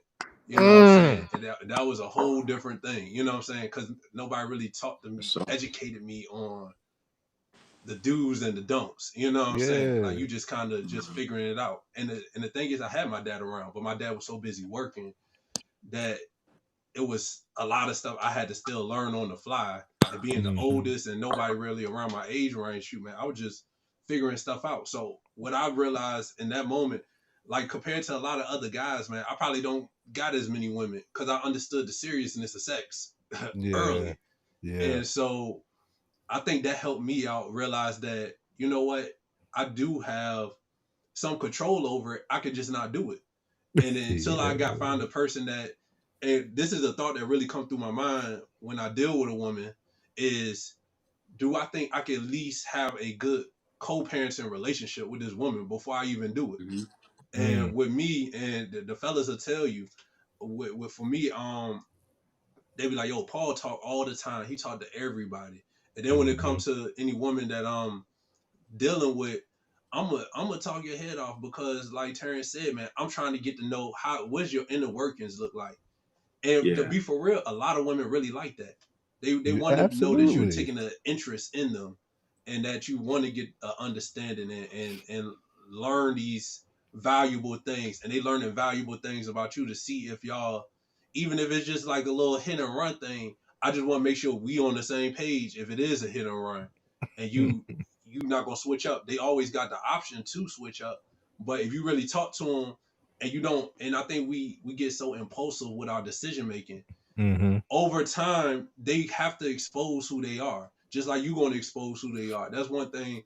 You know, like I I try to talk to my fellas about. It's like, yo, don't be in a rush to do nothing with them because you don't even know them. Right. You don't even know them. You know what I'm saying? Anybody can tell you anything at the beginning, but Yeah. their actions is going to show you over time, is they really about what they saying? And I think with the fatherlessness, to kind of touch on, do fathers really want to be fathers? I had talked about this, and I think I brought the subject up like a while ago. I Yeah. think,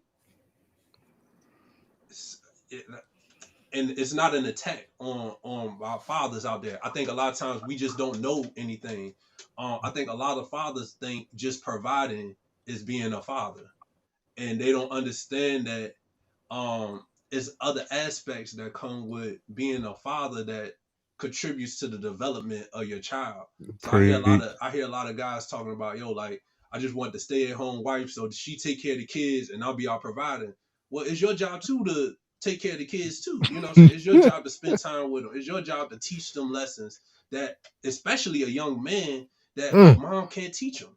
You know what I'm saying? You got to be active in their life. You got to talk these things. And I'm saying this, I got an amazing father. You know what I'm saying? So it's not an attack on him or anything, man. He did the best he could because his dad wasn't around, and I understand that. But a lot of stuff I had to learn on my own because we never had that dialogue. We never really connected on that level where I could ask him about, like, I really talked to him about girls. You know what I'm saying? I can talk to him about puberty. Like, yo, man, what's these crazy ass feelings? Blue balls. You know what I'm saying? Like, I didn't talk to my dad about a lot of that stuff. You know what I'm saying? I talked to my homeboys, people that's my age that's learning the same way I'm learning, and that's not great guidance, you know. So I think when I think about, do fathers want to be fathers, I'm like, do you want to be a provider or do you really want to be a father? Do you want to be active in your child life other than just, you know, taking care of the bare necessities? Are you going to go out there, you going to work with your children, you're going to sit down and have real conversations with them so they don't got to figure out life on their own? And it's, the first step is providing. You know what I'm saying? So all my fathers out there that are providing, that's doing those steps, man, shout out to y'all, because there's a lot of fathers that's doing nothing. So I want to make sure I shout out anybody that's doing something that's contributing to their child life. But you got to understand, this is a little person that's growing up too. And just like we going through stuff, they going through stuff and they learning, and we got so much guidance that we could instill on them to help them avoid a lot of the pitfalls. Like when I really had conversations with my mom and dad, they went through the same stuff I went through. The exact same stuff. When I got older and I started opening up to them a little bit more, just tell them a little bit more about me and what I went through, they was like, man, I went through the same stuff. We never had no conversation. We never had. I'm like, dang, yo, if you would have told me this, maybe I could have avoided all of this. You know what I'm saying? And I think that's the part that I like to hone in on, and especially shout out to Trey for shouting out Rebuilding Men. But with Rebuilding Men, I'm trying to get back to that point of, like, us as a man, it's more than just providing. It's about guidance, discipline, all of these other things that go into being a father and creating the best human you possibly can. We're gonna do some shit that's gonna fuck up our kids. Like, we not perfect. You know what I'm saying? Like, we not sitting here trying to be perfect. But the goal is, man, sit down, talk to your kids, man, instill whatever qualities that you want to instill in them, and instead of just pushing it off for the school to teach them or the mom to teach them or whatever like that. I'm divorced from my ex-wife and I have a daughter. So her mom is teaching her something there. But if I want to counteract that, I spend more time teaching her the things I want to teach her. So hopefully it seep into her mind what I want, the principles and the morals and stuff that I want. And shout out to my daughter's mom. We got a really good co-parenting relationship. We had to work a lot on it. But we see eye to eye on a lot of stuff. But it's some things I just want to instill in my daughter that I feel like is going to benefit her for the long run. And when it comes to being a father, man, I think one of the things we really got to hone on and get back to, because when I think about my grandfather was always talking to me about something. I was attached to my grandparents' hips. You know what I'm saying? Like, and I know it's tough. I know it's tough, man. We out here trying to build businesses. We out here working 9, 10, 11 hours, but we doing it for our family. And one of the things I realized is I got so caught up in the grind of working, I forgot to pour into my family. I forgot to pour into my daughter. And I see the difference from, because my daughter's 8 now, I see the difference from when my daughter was a little child and her relationship with me to now that I'm spending more time and you know, doing these things. And and connecting with her on a different level, the relationship has really grown since then. So I know it's a lot to put on us, but we can shoulder it. You know, we got to work, we got to provide. That is the basics. But the other part that we got to get to is making sure that we also implementing and giving guidance. And shout out to Trey, because Trey always talking about this. Can't have community without communication. We got to get back to having a Absolutely. community of men. You know what I'm saying? Because it's no telling, Mm. we might not be here tomorrow. You know what I'm saying? Like, Right. I wake up every day thankful because I know it's a possibility that I couldn't be here. And so Mm-hmm. I like to have a good, all these fellas on here, man. I know if something was to happen to me, they'll look after my daughter. You know what I'm saying? That's what we gotta get back Awesome. to, is that community, man. Because it's a lot on just the parents. It's that the community include the grandparents, Mm. include friends, godparents. Yes. You know, all of these Yes. people, man. So it's great to provide. And shout out to all my fathers out there providing, that's, paying their child support and stuff like that. But to really elevate it up, man, and to really create that bond and create that human that is an image of yourself, it come to, that conversation and really talking and guiding our kids other than just providing for Right. Come on, Paul. The preacher. That's the Apostle Paul, man. them. I love it, bro. That's what I'm talking about, man. I definitely believe fathers want to be fathers. And when Mr. Blackwell was speaking, I had some questions. But G, you got the other video? Y'all want to play the other video? Might as well. Go ahead and play that other video before we continue. And again, shout out to all the fathers out there, man. If you're making an effort, a genuine, true effort to be the best father you can be, you're doing an amazing thing. It's not a small feat at all. So I applaud y'all.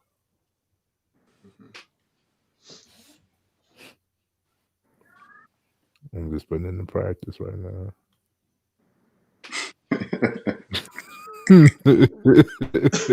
While we waiting on the video, I just want to encourage the fellas, like, you ain't ready to be a father, work on your withdrawal game, man. Like, do some push-ups, work on your Cobra, do your Kegels, man. Like, get out of there. Kegels, bro. Get out of there. Kegels, bro.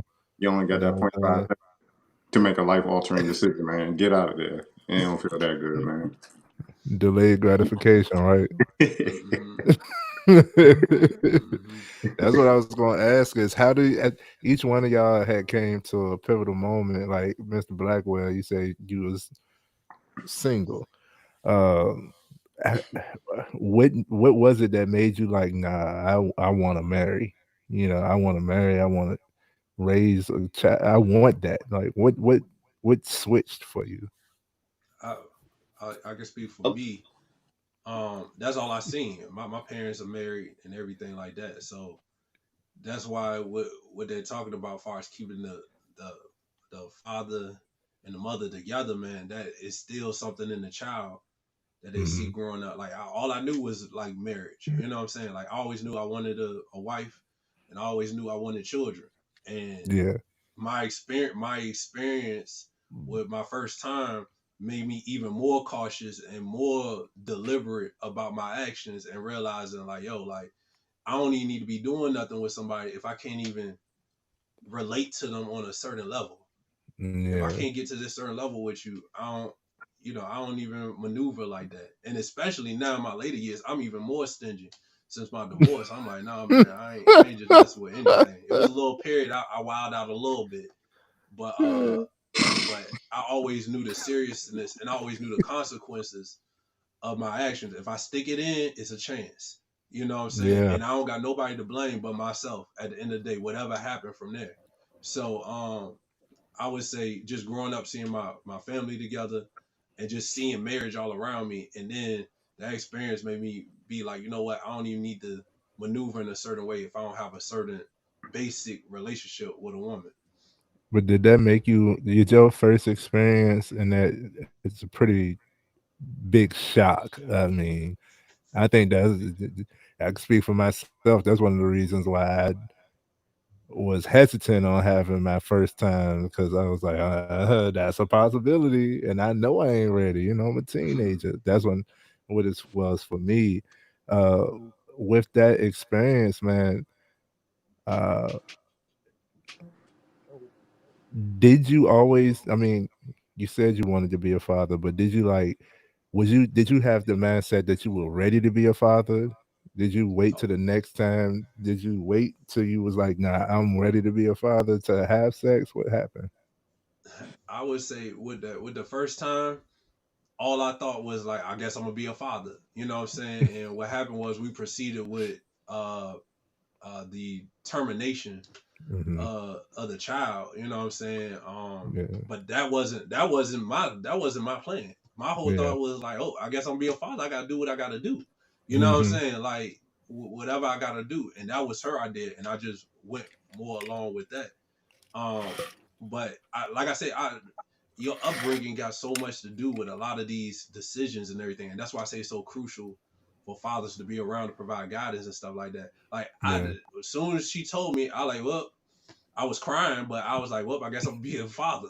You know what I'm Yeah. saying? Like I'm gonna go ahead and get my emotions out, get it out the way, and it's time to get to work. You know what I'm It's saying? Like I time. got to figure out something. And I was 16 or 17 Yeah. at the time. You know what I'm saying? And my whole thought was like, yo, I got to do what I got to do. And so I guess for me, whatever happened, my thought is, hey, I got to do what I got to do because I made the decision to put it in. You know what I'm saying? Yeah. Now, depending on the relationship with the woman, I might be like, yo, we might need to take extra precautions to figure out, you know, is this really me? You know what I'm saying? But at the Yeah. end of the day, I'm always, if I make that decision to do it, I'm always prepared to go forward with whatever decision gets made after that. Because at the end of the day, it was my decision to do the act. Yeah. We ain't having no immaculate conceptions around here. You know what I'm saying? Like I made the decision, so I take accountability for that, and I gotta do what I gotta do. I love it. I love it. All right, I got a lot more questions. This is an awesome topic where we have the video up and ready. So let's go ahead and play this video. It's crazy to me that guys be like, oh, I don't want to have a daughter because she'll be a whore. That's the reason you don't want to have a daughter. I don't want to have a daughter because the world is not safe for women. Literally, women are objectified and sexualized for anything that they do. You guys are already sexualizing your metaphorical daughter that doesn't exist yet. I don't want to have a daughter because a study in the UK said that 97% of women are sexually harassed. I don't want to have a daughter because no matter how old she turns, she still won't age out of being kidnapped. If I had a son by the time he's like 15, nobody's going to kidnap him, but you could have a daughter and somebody would snatch her up at 35. The fact that men will sit there and sexualize a daughter that they don't even have and doesn't even exist shows you how flawed male thinking is. And knowing that there's men out there that think like that is enough to scare me out of ever wanting to have a daughter. Just what we need, another male feminist in the world. Hey, no, there's some truth to that because I definitely, because I want a daughter, right? And I definitely had those same similar thoughts about a lot of stuff. Like I automatically was like, I want a daughter, but I don't know because I'm gonna be whooping somebody else's kids' ass. I think we instinctively all have those thoughts, but are we sexualizing our daughters? No, there's just a reality. Like they're gonna have sex one day. You know what I'm saying? Whether by some kind of way, and it's like I don't know. I just think bro need a hug. Like he just the worst case scenario. Like, But tell me you don't have that thought about I like my do. little boy, he gonna have that I sex think one day. we all do. We all say, all right, the minute a dude have a daughter, he's like, all right, let me go get a shotgun, whatever. Let's call your best boys, like, yo, let's be Mike Lowry and Marcus from Bad Boys 2 and talk to Reggie, you know what I'm saying? We all do, but I don't know. I think if you have a But it's not the same reaction to having a little boy. It's like, we're gonna have sex one day. We're gonna have all the sex. You know what I'm saying? Like, yeah, facts, because we men, that's what we do. A little bit dick this long, does like already just like your daddy. You know what I'm saying? All of that, like, is a different mentality. It's the same category, same topic, but it's a different mentality. It's I definitely think that there. shows. I think him saying all that just naturally shows like, yo, that's our protective instinct talking. Like we want to be there to protect them, but we're not gonna be able to protect them at all times. So that's where the fear sets in. I They're gonna grow up. What I'm gonna say about this is, I think about that a lot, and I don't know if people follow me on Facebook. I'm not even really active on Facebook, but one of the things I always share is somebody missing. I always share that. You know what I'm saying? And Yeah. 8 out of 10 times it's a young girl. So that is on my mind, and uh I just try to change my perspective and just do what I can to teach her awareness. Like the basic stuff. Don't follow strangers. Stranger danger.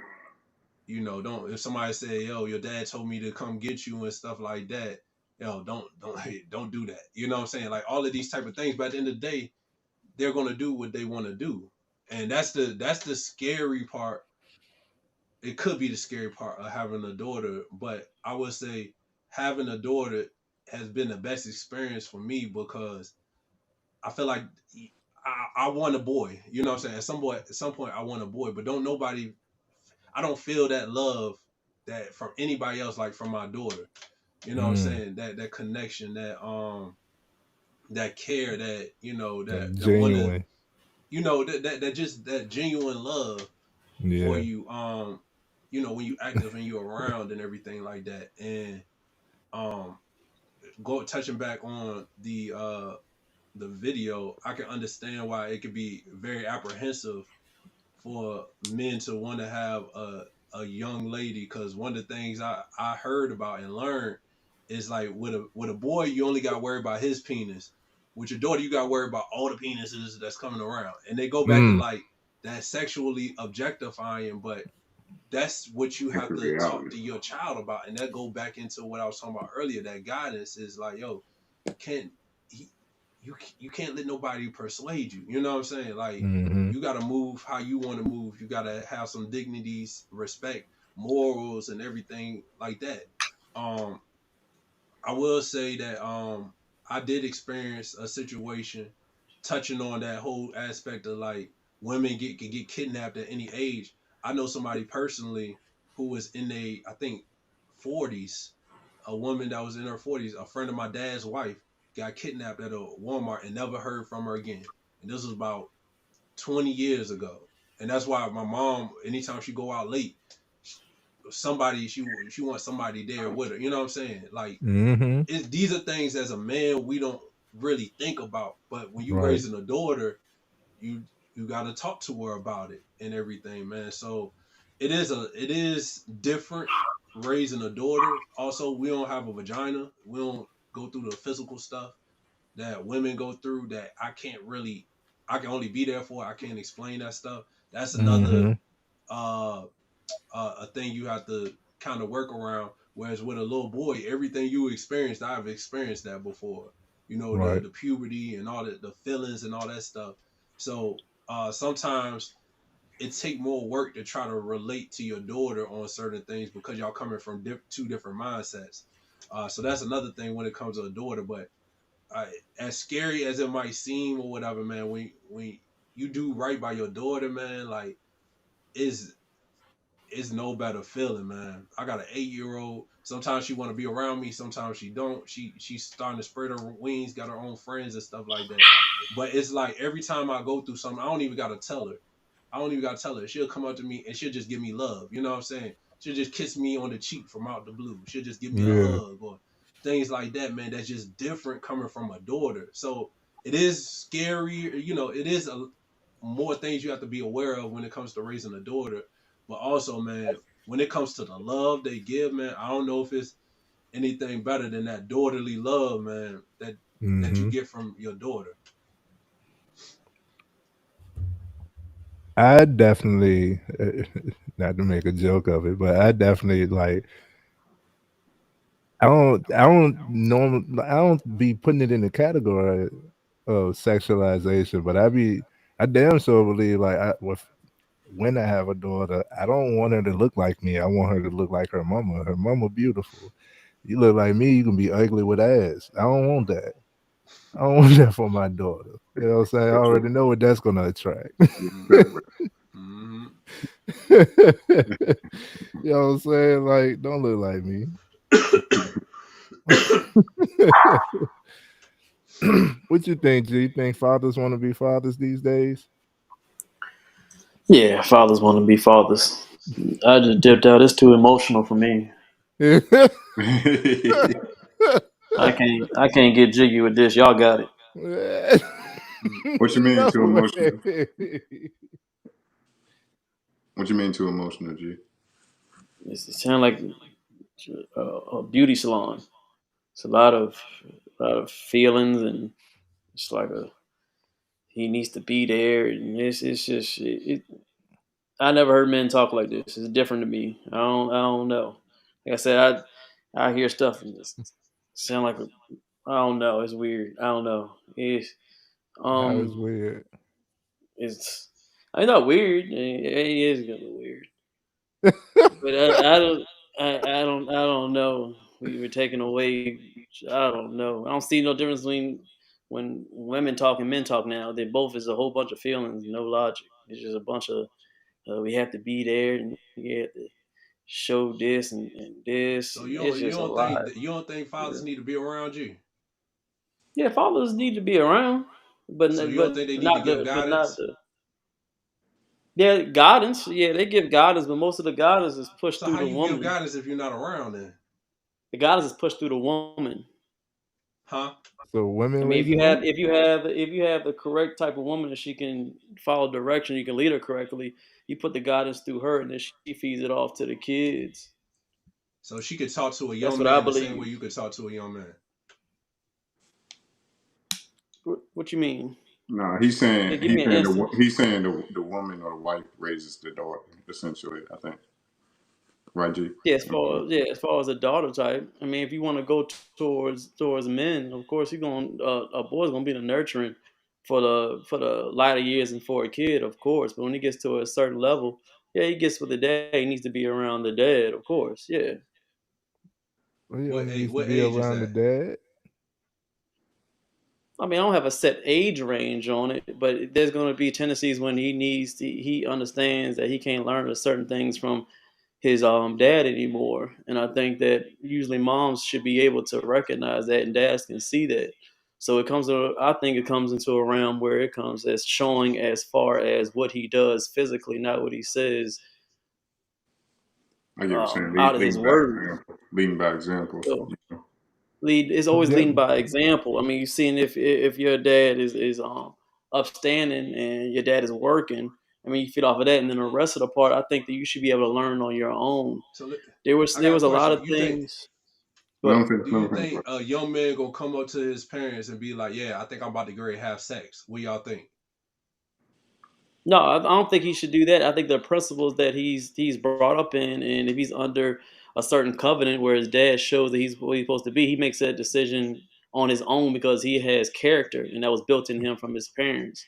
So So now, if he doesn't have character, maybe his father won't there, or if his dad is more of a simp, he's not able to instill the right qualities and character into that man at a younger age, where he grows up and he doesn't know what to do, and then he finds himself in a way where he's maybe having sex and doing all types of stuff and doing things because it wasn't taught at a young age. I believe that. so it's guesswork.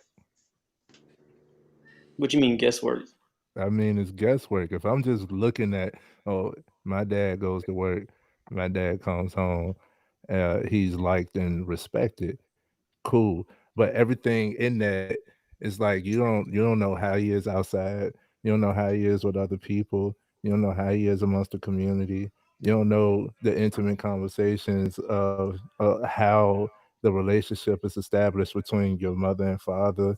It's a whole lot of guesswork, and that's why if you ask me, that's why a lot of guys are trying to figure it out, and a lot of guys run away from the responsibility because of what they don't know. Going back to FOMO, you know what I'm saying? Like it's a fear-based thing. So I think we need more communicate. I know we need more communication. It's leading by example, but the example is not always silent. Now our No, main no. communication I is mean, they're nonverbal. guessing at it. No, they're guessing because they don't have the father in the house. That's the Mm, whole premise of what's going on. There's not enough fathers in the house. So of course he's guessing, but I guarantee there was more fathers in the house. There would be less guessing. I guarantee nah, that. bro. Nah, bro. Okay. That's what I'm saying. The There's point no I'm trying to need make. if you're gonna keep fighting each and every comment or each and every topic with your feelings instead of seeing what's going on and actually looking at stats. You're going off of your anecdotal and not going off of realization and seeing what's going on in the world. You're just going off of what you feel. But Oh, most men do not have father. We don't have fathers in the house. That's how it is. I guarantee you call up most of our friends or anybody, even half the people on, no, more than half. I didn't have my dad in the house most of the time. You didn't, I and we didn't. have Mr. Marquis. So that's 75% right there. The same thing that Mr. Elder said. It's the same thing right here. But for some reason, you're connecting the not seeing it, and you want to fight it off when we already know what the problem is. There's not enough fathers. That's why most men are lost. They're not correctly in the house. So it's plain to see. And I probably got 3 more friends that didn't grow up with their dad. I've seen it everywhere. But for some reason, the statistic is not real. And you see it everywhere, but you can't connect it. It's not making no sense. So there's no reason for me to go back and forth because until you see it, it's not going. I can't force you to see it. I mean, you have to see it on your own. But if you we believe what you believe, there's no need for me to go back and forth with it. That's why I be quiet. I mean, you live in it, and then that's how you what you think. I can't go you back and forth with look, bro. You being quiet does not bring a solution. That's it. what I'm saying. Okay, So leading by I example, is not just, oh, I'm walking this way, you should walk this way too. I'm like, I don't know what the hell down there. You know what I'm saying? So it doesn't, it's only part of it.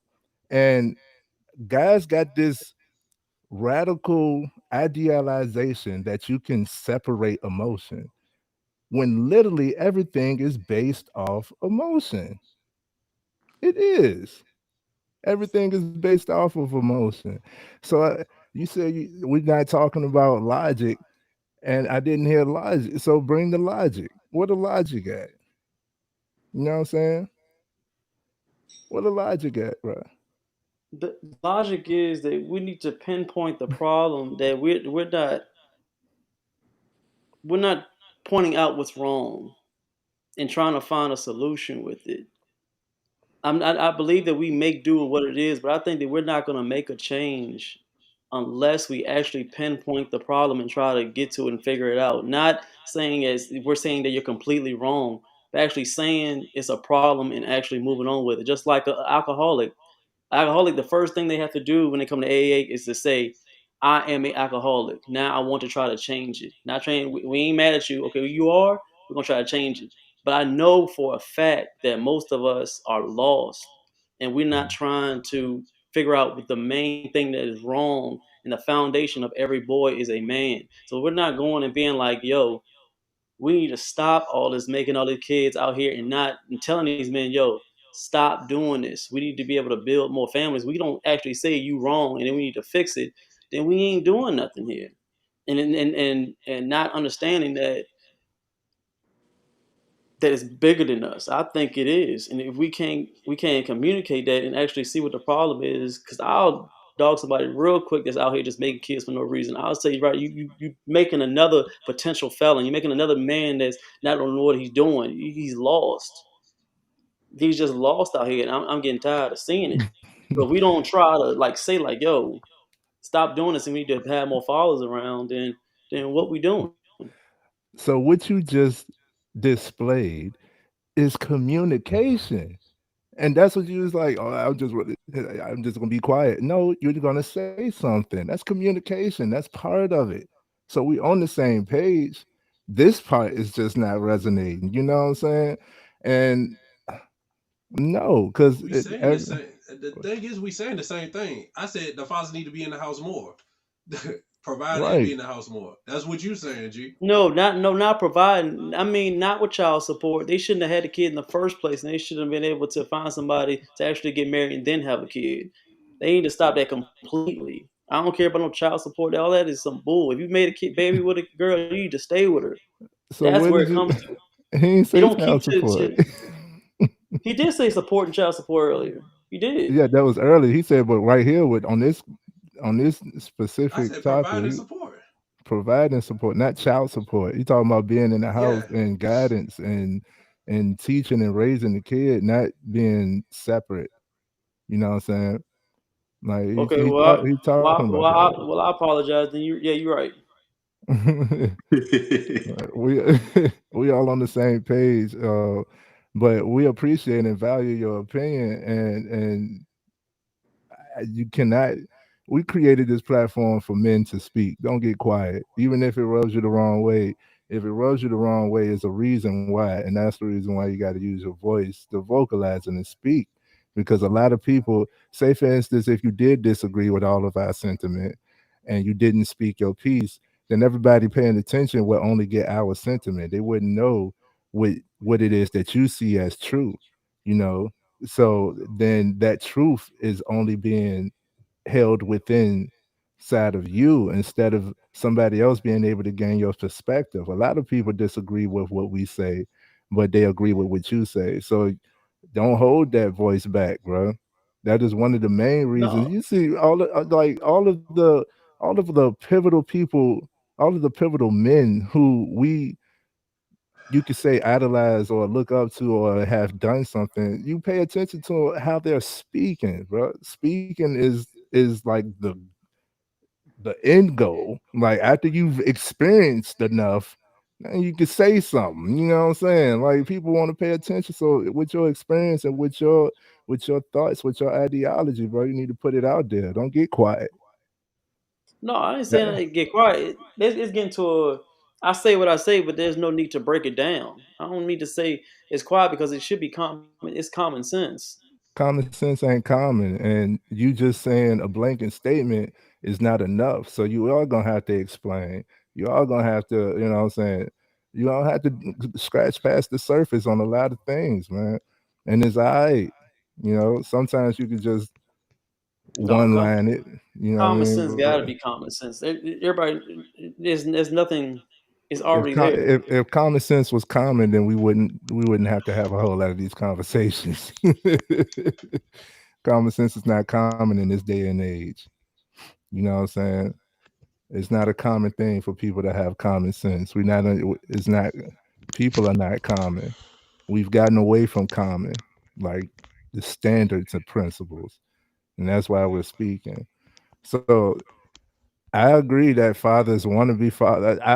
I would want fathers to be fathers. I don't think like most of the men that I know, even if it was an accident, have all stepped up to the plate. You know what I mean? Like, oh, she pregnant. It's time to get myself together. It's time. But I want to emphasize that we should have more. Uh, you should want the child before having sex. You should want the child before just having sex. You should know the repercussions, and you should be at least partially mentally prepared for the consequences of your actions, which is a beautiful thing when you're ready for it. It's hectic and stressful when you're not, but either way it happens, you need to be ready to have a child if you're going to be out here having sex, because that's literally what is that's the purpose of it.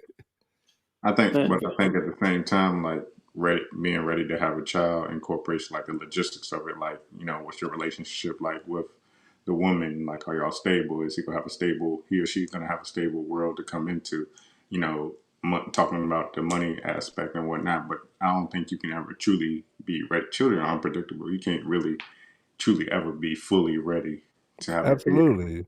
Your kid come out with mental illness. You ain't gonna be prepared for that at all. You like, um, some things you're gonna have to, learn yourself as you go through, parenthood. yeah, that's a part of being a man, man. Yeah, yeah. We saying As men, you ain't supposed to have no fear. You ready for everything. I think that's what we lost at, man. We're getting to a point where men just don't have no excuses. I think that's where we failed, and then and then that piggybacks off of it. I'm starting to agree with some women where it's like they can't find certain type of men, or they're wilding out here in these streets because men are not being men. They're scared. They don't know what to do. It's all a trifecta. So I mean, he needs to man up and have some type of character and do what he has to do, even if it's a Mhm. kid or not. I mean, you're gonna have to adjust. You're gonna have to move. That's just how it is as men. So we're gonna have to Right. just simply build as men. But So I'm not calling in no men. I mean, especially at this age, we're not calling in no men. it's not Somebody has to say, tell them no, you wrong. I mean, somebody right, has to. Obviously, their dad won't dare to say they're wrong. I ain't Somebody got to say it. I ain't but that's calling either. guidance. I'm just go ahead. That's guidance though. It's not coddling, it's guidance though. You know what I'm saying? Like you could be that person, that catalyst that says, "Hey, no, you need to man up." You know what I'm saying? Like that's guidance. So what we're speaking on is guidance. We're not talking about like letting them cry on your shoulder and oh, it's not your fault that she pregnant and some shit like that. Like we're not talking about simpish activity. We're talking about guiding boy to man and men to men. You know what I'm saying? Like if you go into your statistics, if 75%, you know what I'm saying, if 75% of us didn't have the father in the household, we don't have that example of what it is to be a father then, right? So True. the next man who did have that example, the next man who is that example needs to continue that. That's why I'm like, it starts in the house, but if it, you gotta have a community mentality, man. This is not just for your family, because like, yeah, your family might be good. You got the structure, you're the man of your household, cool. All right, it's still majority who don't have that example. And it's not an excuse, it's not a ploy, it's not none of that. It's just the realization of where we are. So you still need to be that pivotal that is a part of if it's in front of you, bro, I believe it's your calling. I believe it's your calling. Like, ain't nothing happened for coincidence. Like, if this is in front of you, or this is an issue, or this rubs you the wrong way, or this bothering you, then it's supposed to be. It's supposed to do that. You're supposed to get that type of reaction, which is emotional. But it's supposed to hit you in the wrong way because this is what, like you said, is what you're meant, bro. Like, that's what we here for. We supposed to be guiding the next guy. We are guiding men. We guide each other. Each one teach one, bro. I learned from you guys. I learned from the reason why I'm the man that I am now is my own conviction, yeah, but that came from action, but that came from example of what other men have showed me. So even though I haven't had a biological father in the household, I still had a stepfather for majority Yeah. of my life. And See, this is a then this right here is a lie. Look at this. where? What did you say? All right, so see, that's stats are not facts. No, I Stats are don't know not what. facts, bro. No, I don't know where you got that stat from, but I'd rather take one from a lawyer from Larry Elder than anybody. It doesn't matter. Like stats are not facts. I Like mi- he talked I missed about the census. I missed a comment or whatever. He said in America, only 30 to 33% of households are fatherless. The percentage increases when it's magnified on the black community, but we all know that's not an accident. So the majority of households in America have their father in the house. We're gonna continue to not elevate. That's what I say. It's a point. It's a mentality. Is going to continue to have some kind of excuse and not be able to see where it's going on. Everybody can. It's like everybody can see the fire, but nobody wants to say anything about it. It's weird to me. I don't see where we're not saying anything about it. I see the fire and I see it being doused out. It's just a wildfire and it's not being doused out. Maybe it's not happening as quick as you like it. Maybe it's not, we got extreme opinions, in all types of directions. But I'm gonna continue to say this. I see the progress. Like, bruh put it in the comments because he's been going off in the comments. Said the only way to help people is to help yourself first. You create a family with your wife and procreate. You can't tell another man to do something you aren't doing. Okay, but that's why you are the example. Like, True. like True. you are the example, bro. Like even though it wasn't that much marriage around me, I loved the thought of marriage growing up. And even though like it was slim to none, I didn't see much of it. And the ones that I did see were abusive or, not as good, I still honed in on the thought of marriage. And I'm like, okay, well, I want marriage. I made that decision. You know what I'm saying? No matter how many I saw that was flawed and fucked up, I still saw it to be a good thing. You know what I mean? I which went is for that. good. I wanted that. You know what I'm saying? I wanted Yeah. that because the ones that I did see that went well were enough. So I don't care about all of the messed up. I don't care about what isn't. I don't care about the stats because the stats are usually drawn to make a point of derogatory negativity. You know what I'm saying? Like stats usually bring in this mindset of what's not happening when there's so much happening that is good. So I don't pay attention to stats because uh, like you said, it's a mentality. It's what you want.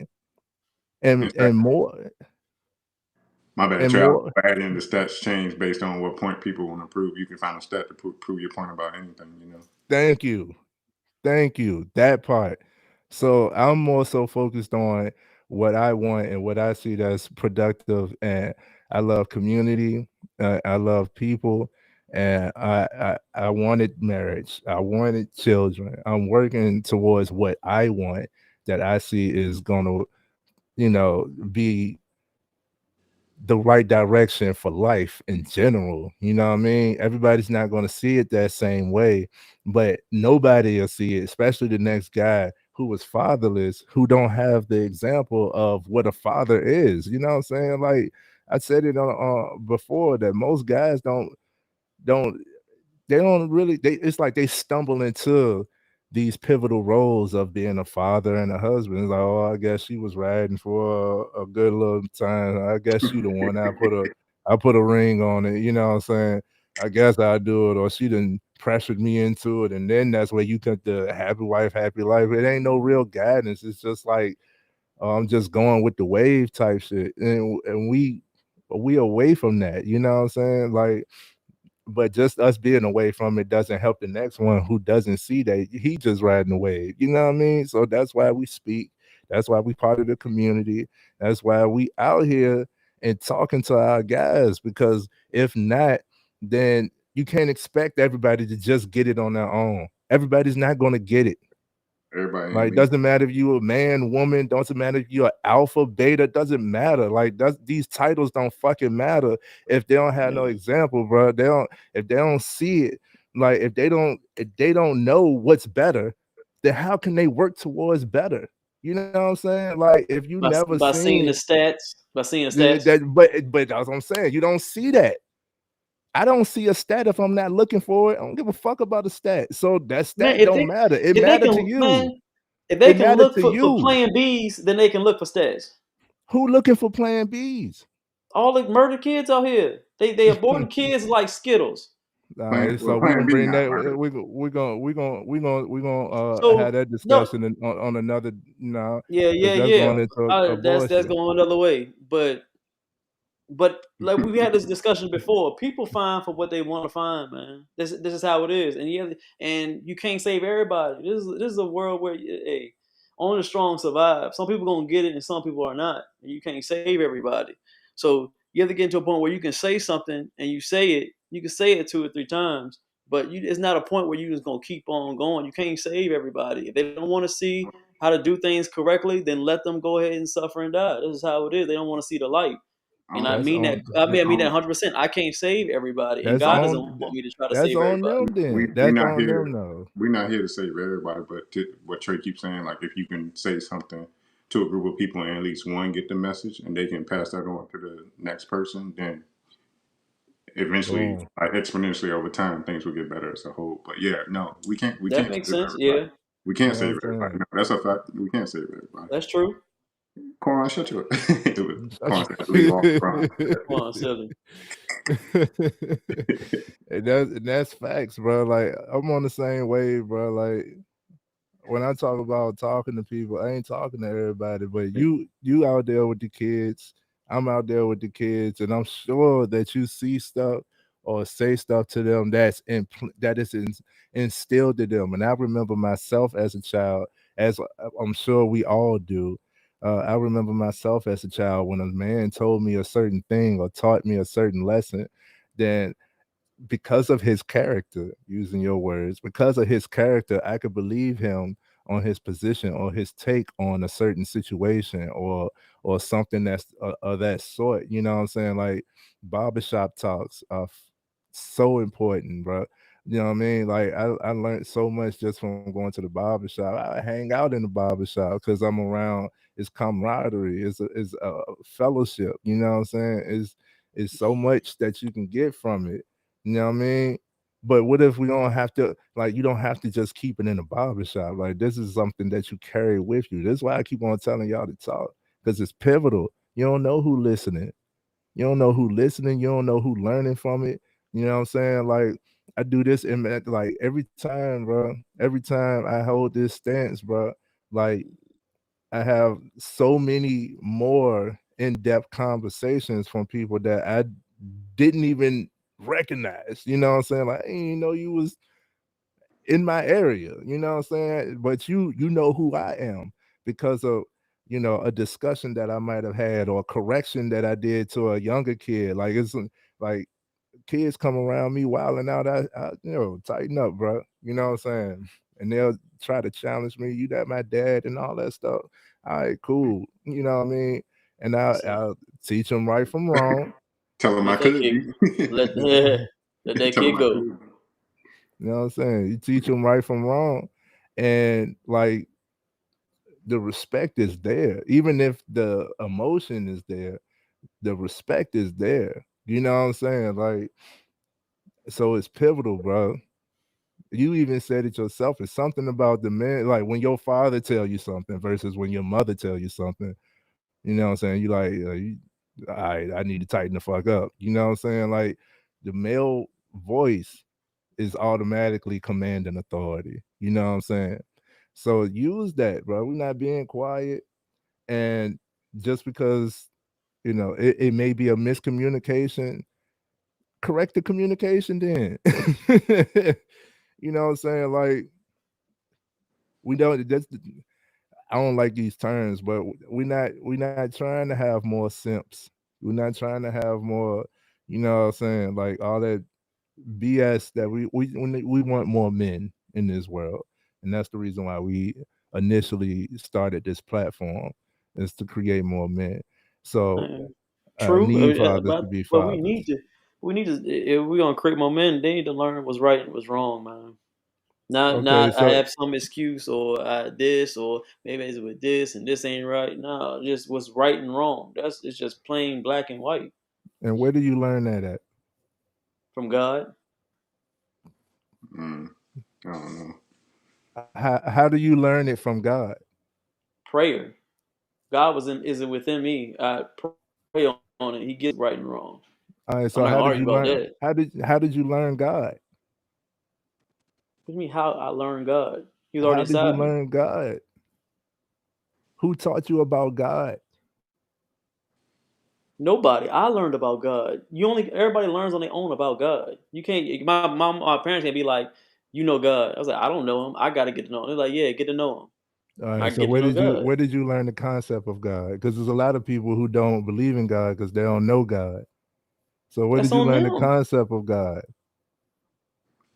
From your What you mean the parents. concept of God? Thank What you, I do Keith. that?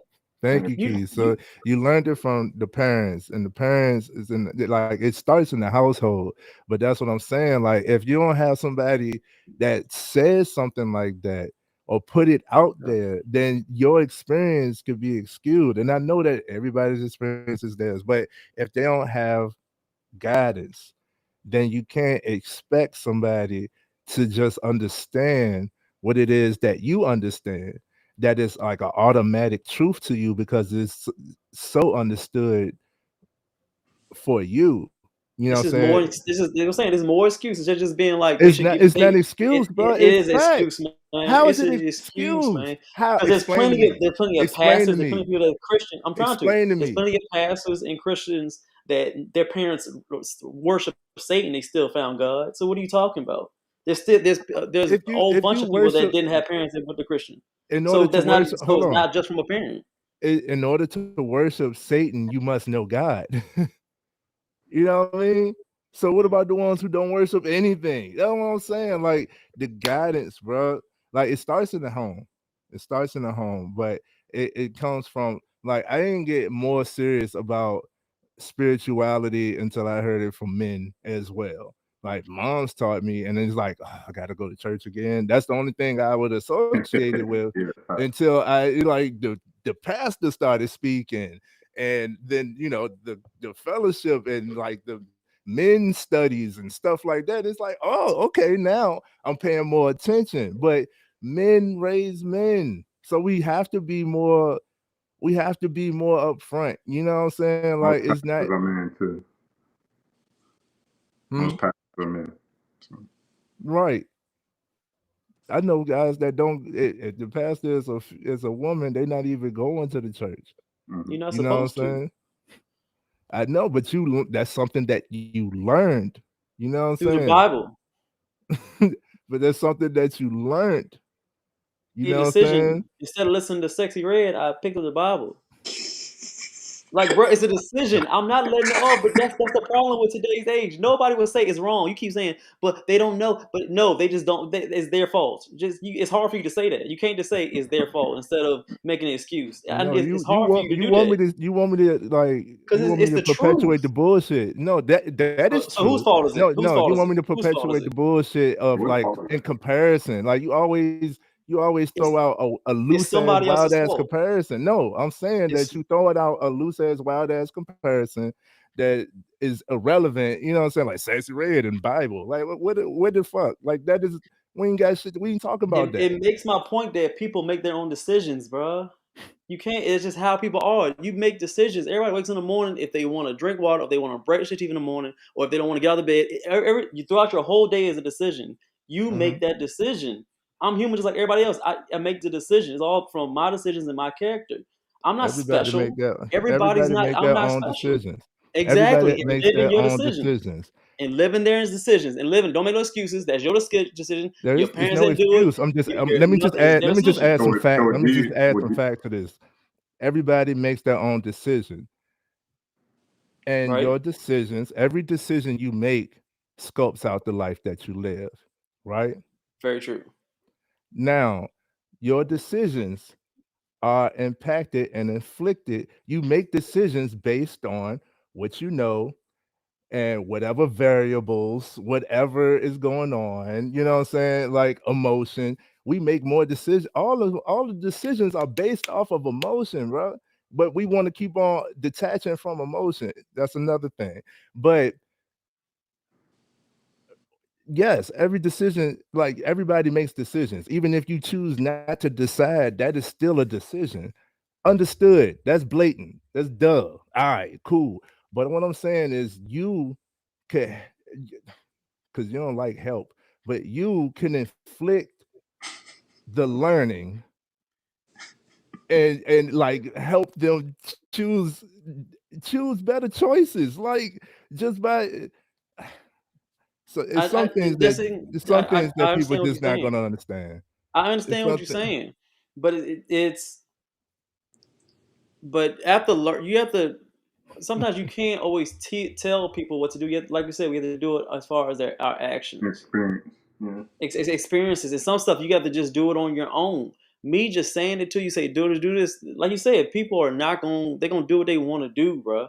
So they're gonna have to either one way they're gonna learn on their own, or they're gonna have to watch somebody and see how their life is progressing and try to get there. That's just how it is. And if you don't want to do it, that's you. But don't.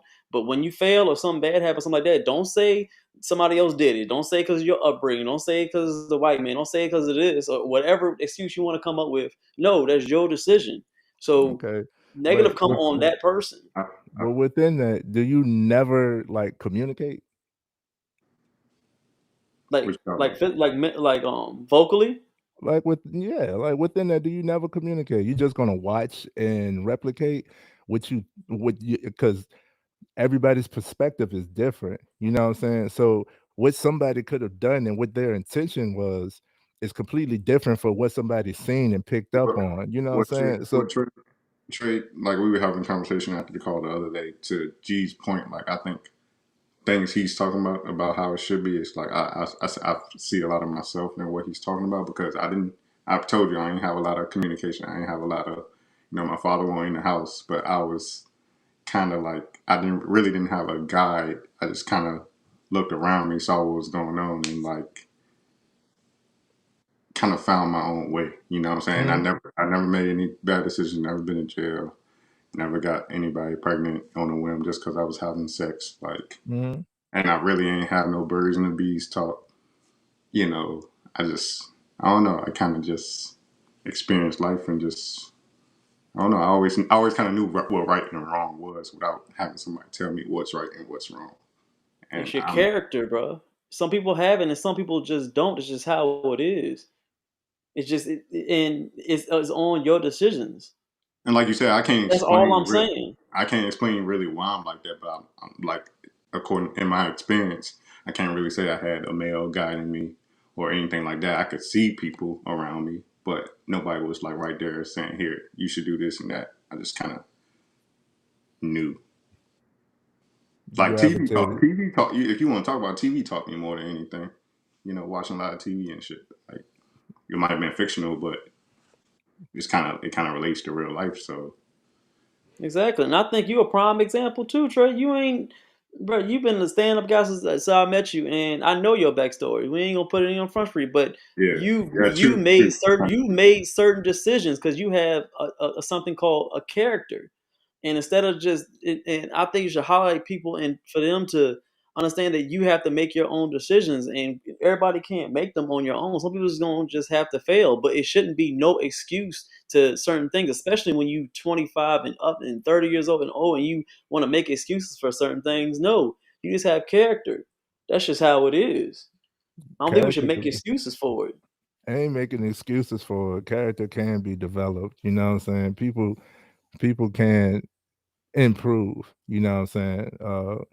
For whatever their circumstances are. I ain't making an excuse for it. And if anybody ever had a conversation with me, they know. Like I don't excuse like bullshit. You know what I mean? Like I'm not condoning bullshit. I'm the same way as you, think the same way as you when it comes to that. When it comes to like I tell guys like, what you messing with her for? You know what I'm saying? If she not added on to you, if she not someone that you see being a mother or a wife, then there's no reason. What's up, Mr. Blackwell? You came back in. We about to get off shortly.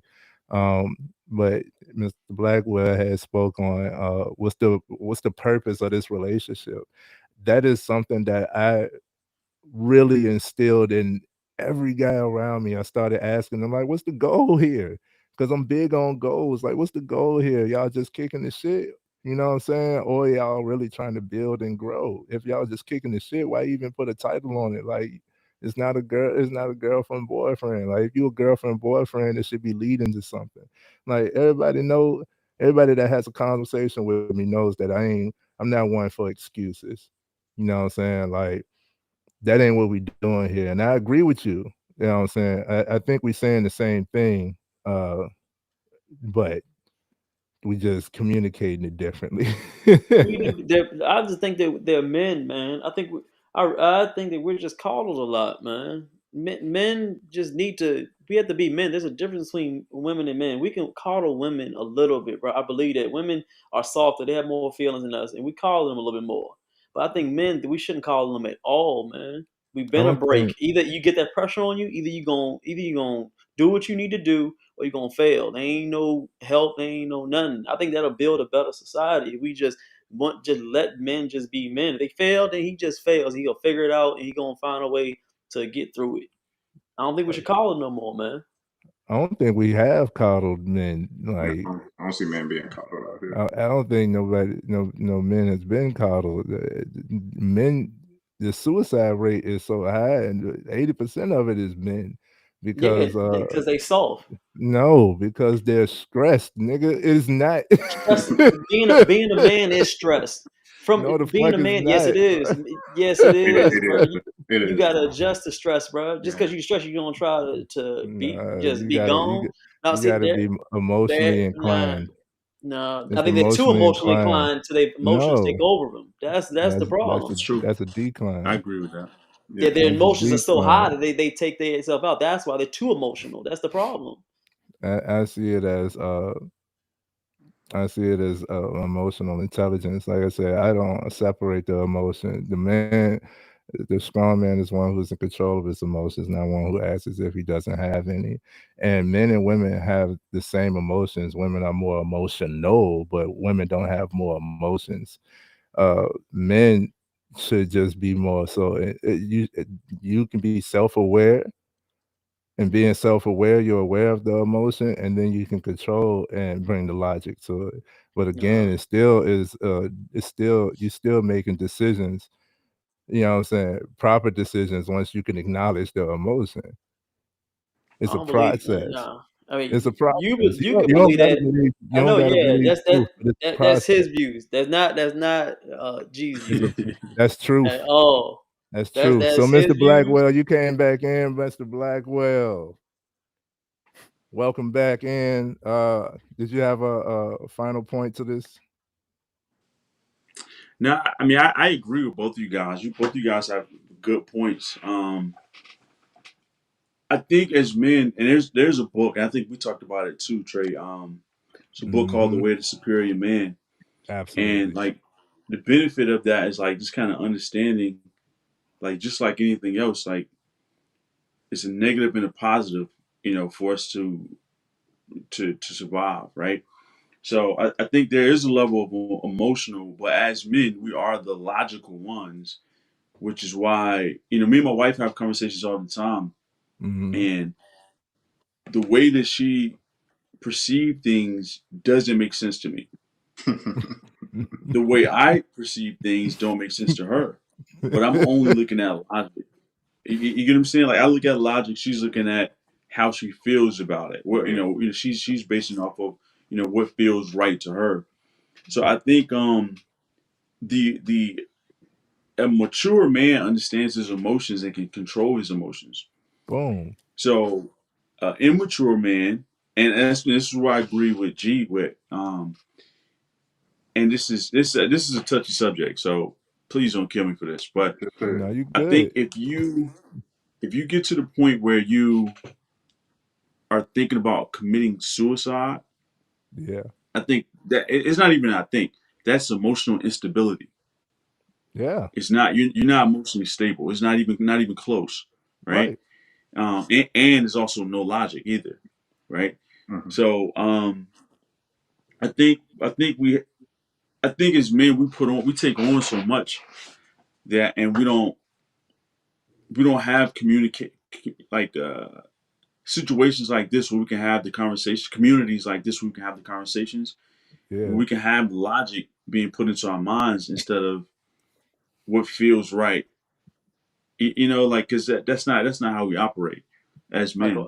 a woman. Um, that's a woman. That's a woman's thing. It's So very much. I think we do have to. I think we do have to get back to like understand, and too, you gotta understand the alpha men from like the when we grew up is gone. Like you don't see a lot of those. Like my dad was like hardcore dude. Like what I'm saying, waking up at 5 o'clock in the morning, like doing hard labor. You know what I'm saying, like just a hard person.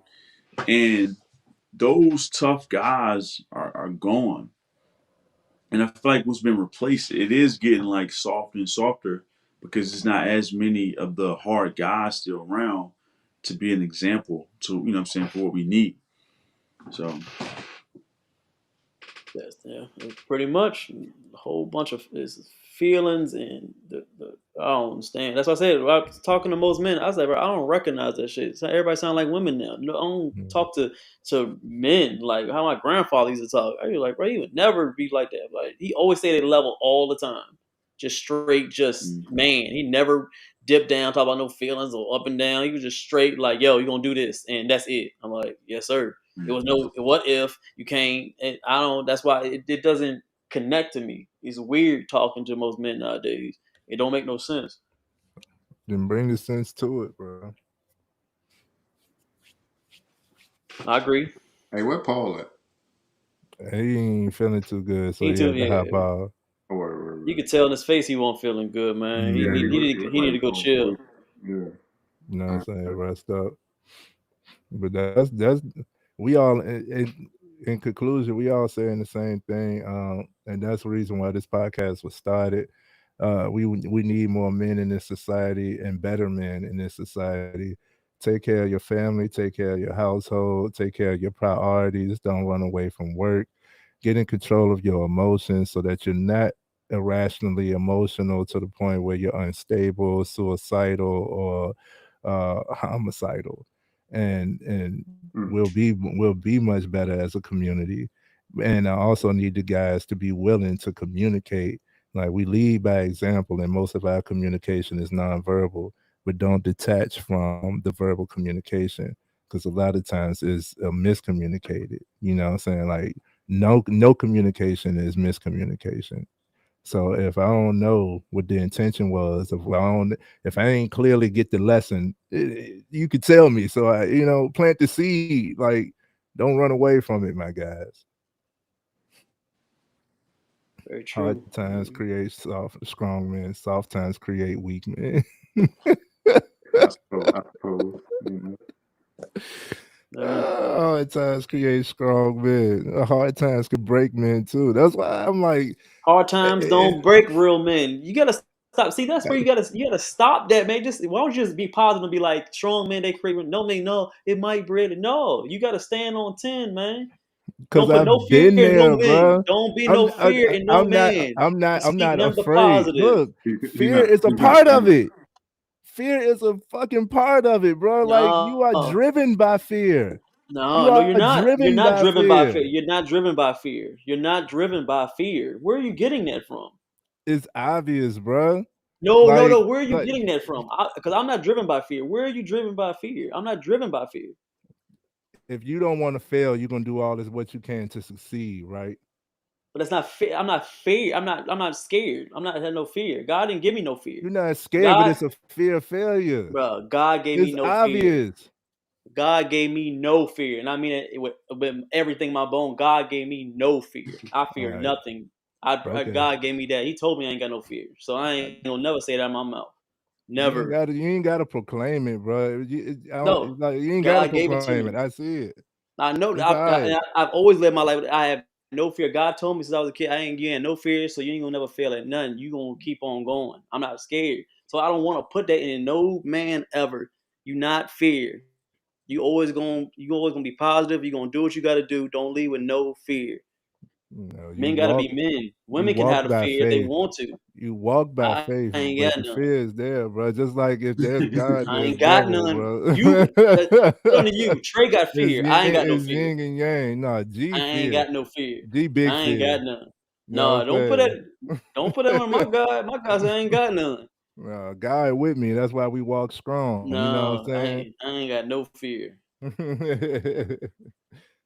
No. Well, that's the episode for today. Y'all tune in next week.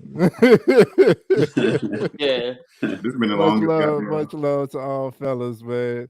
Y'all got the message. Y'all got the gems, man. Much love. Y'all come in, stay tuned for the next one. Check out the community board. Leave your comments. If y'all men, y'all want to jump on, man, come on in, bro. This is an open discussion for all the fellas. This is what we need.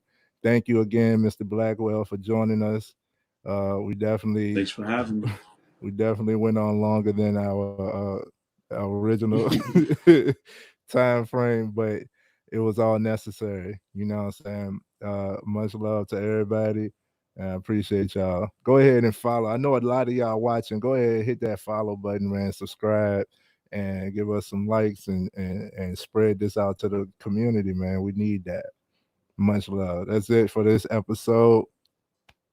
Peace.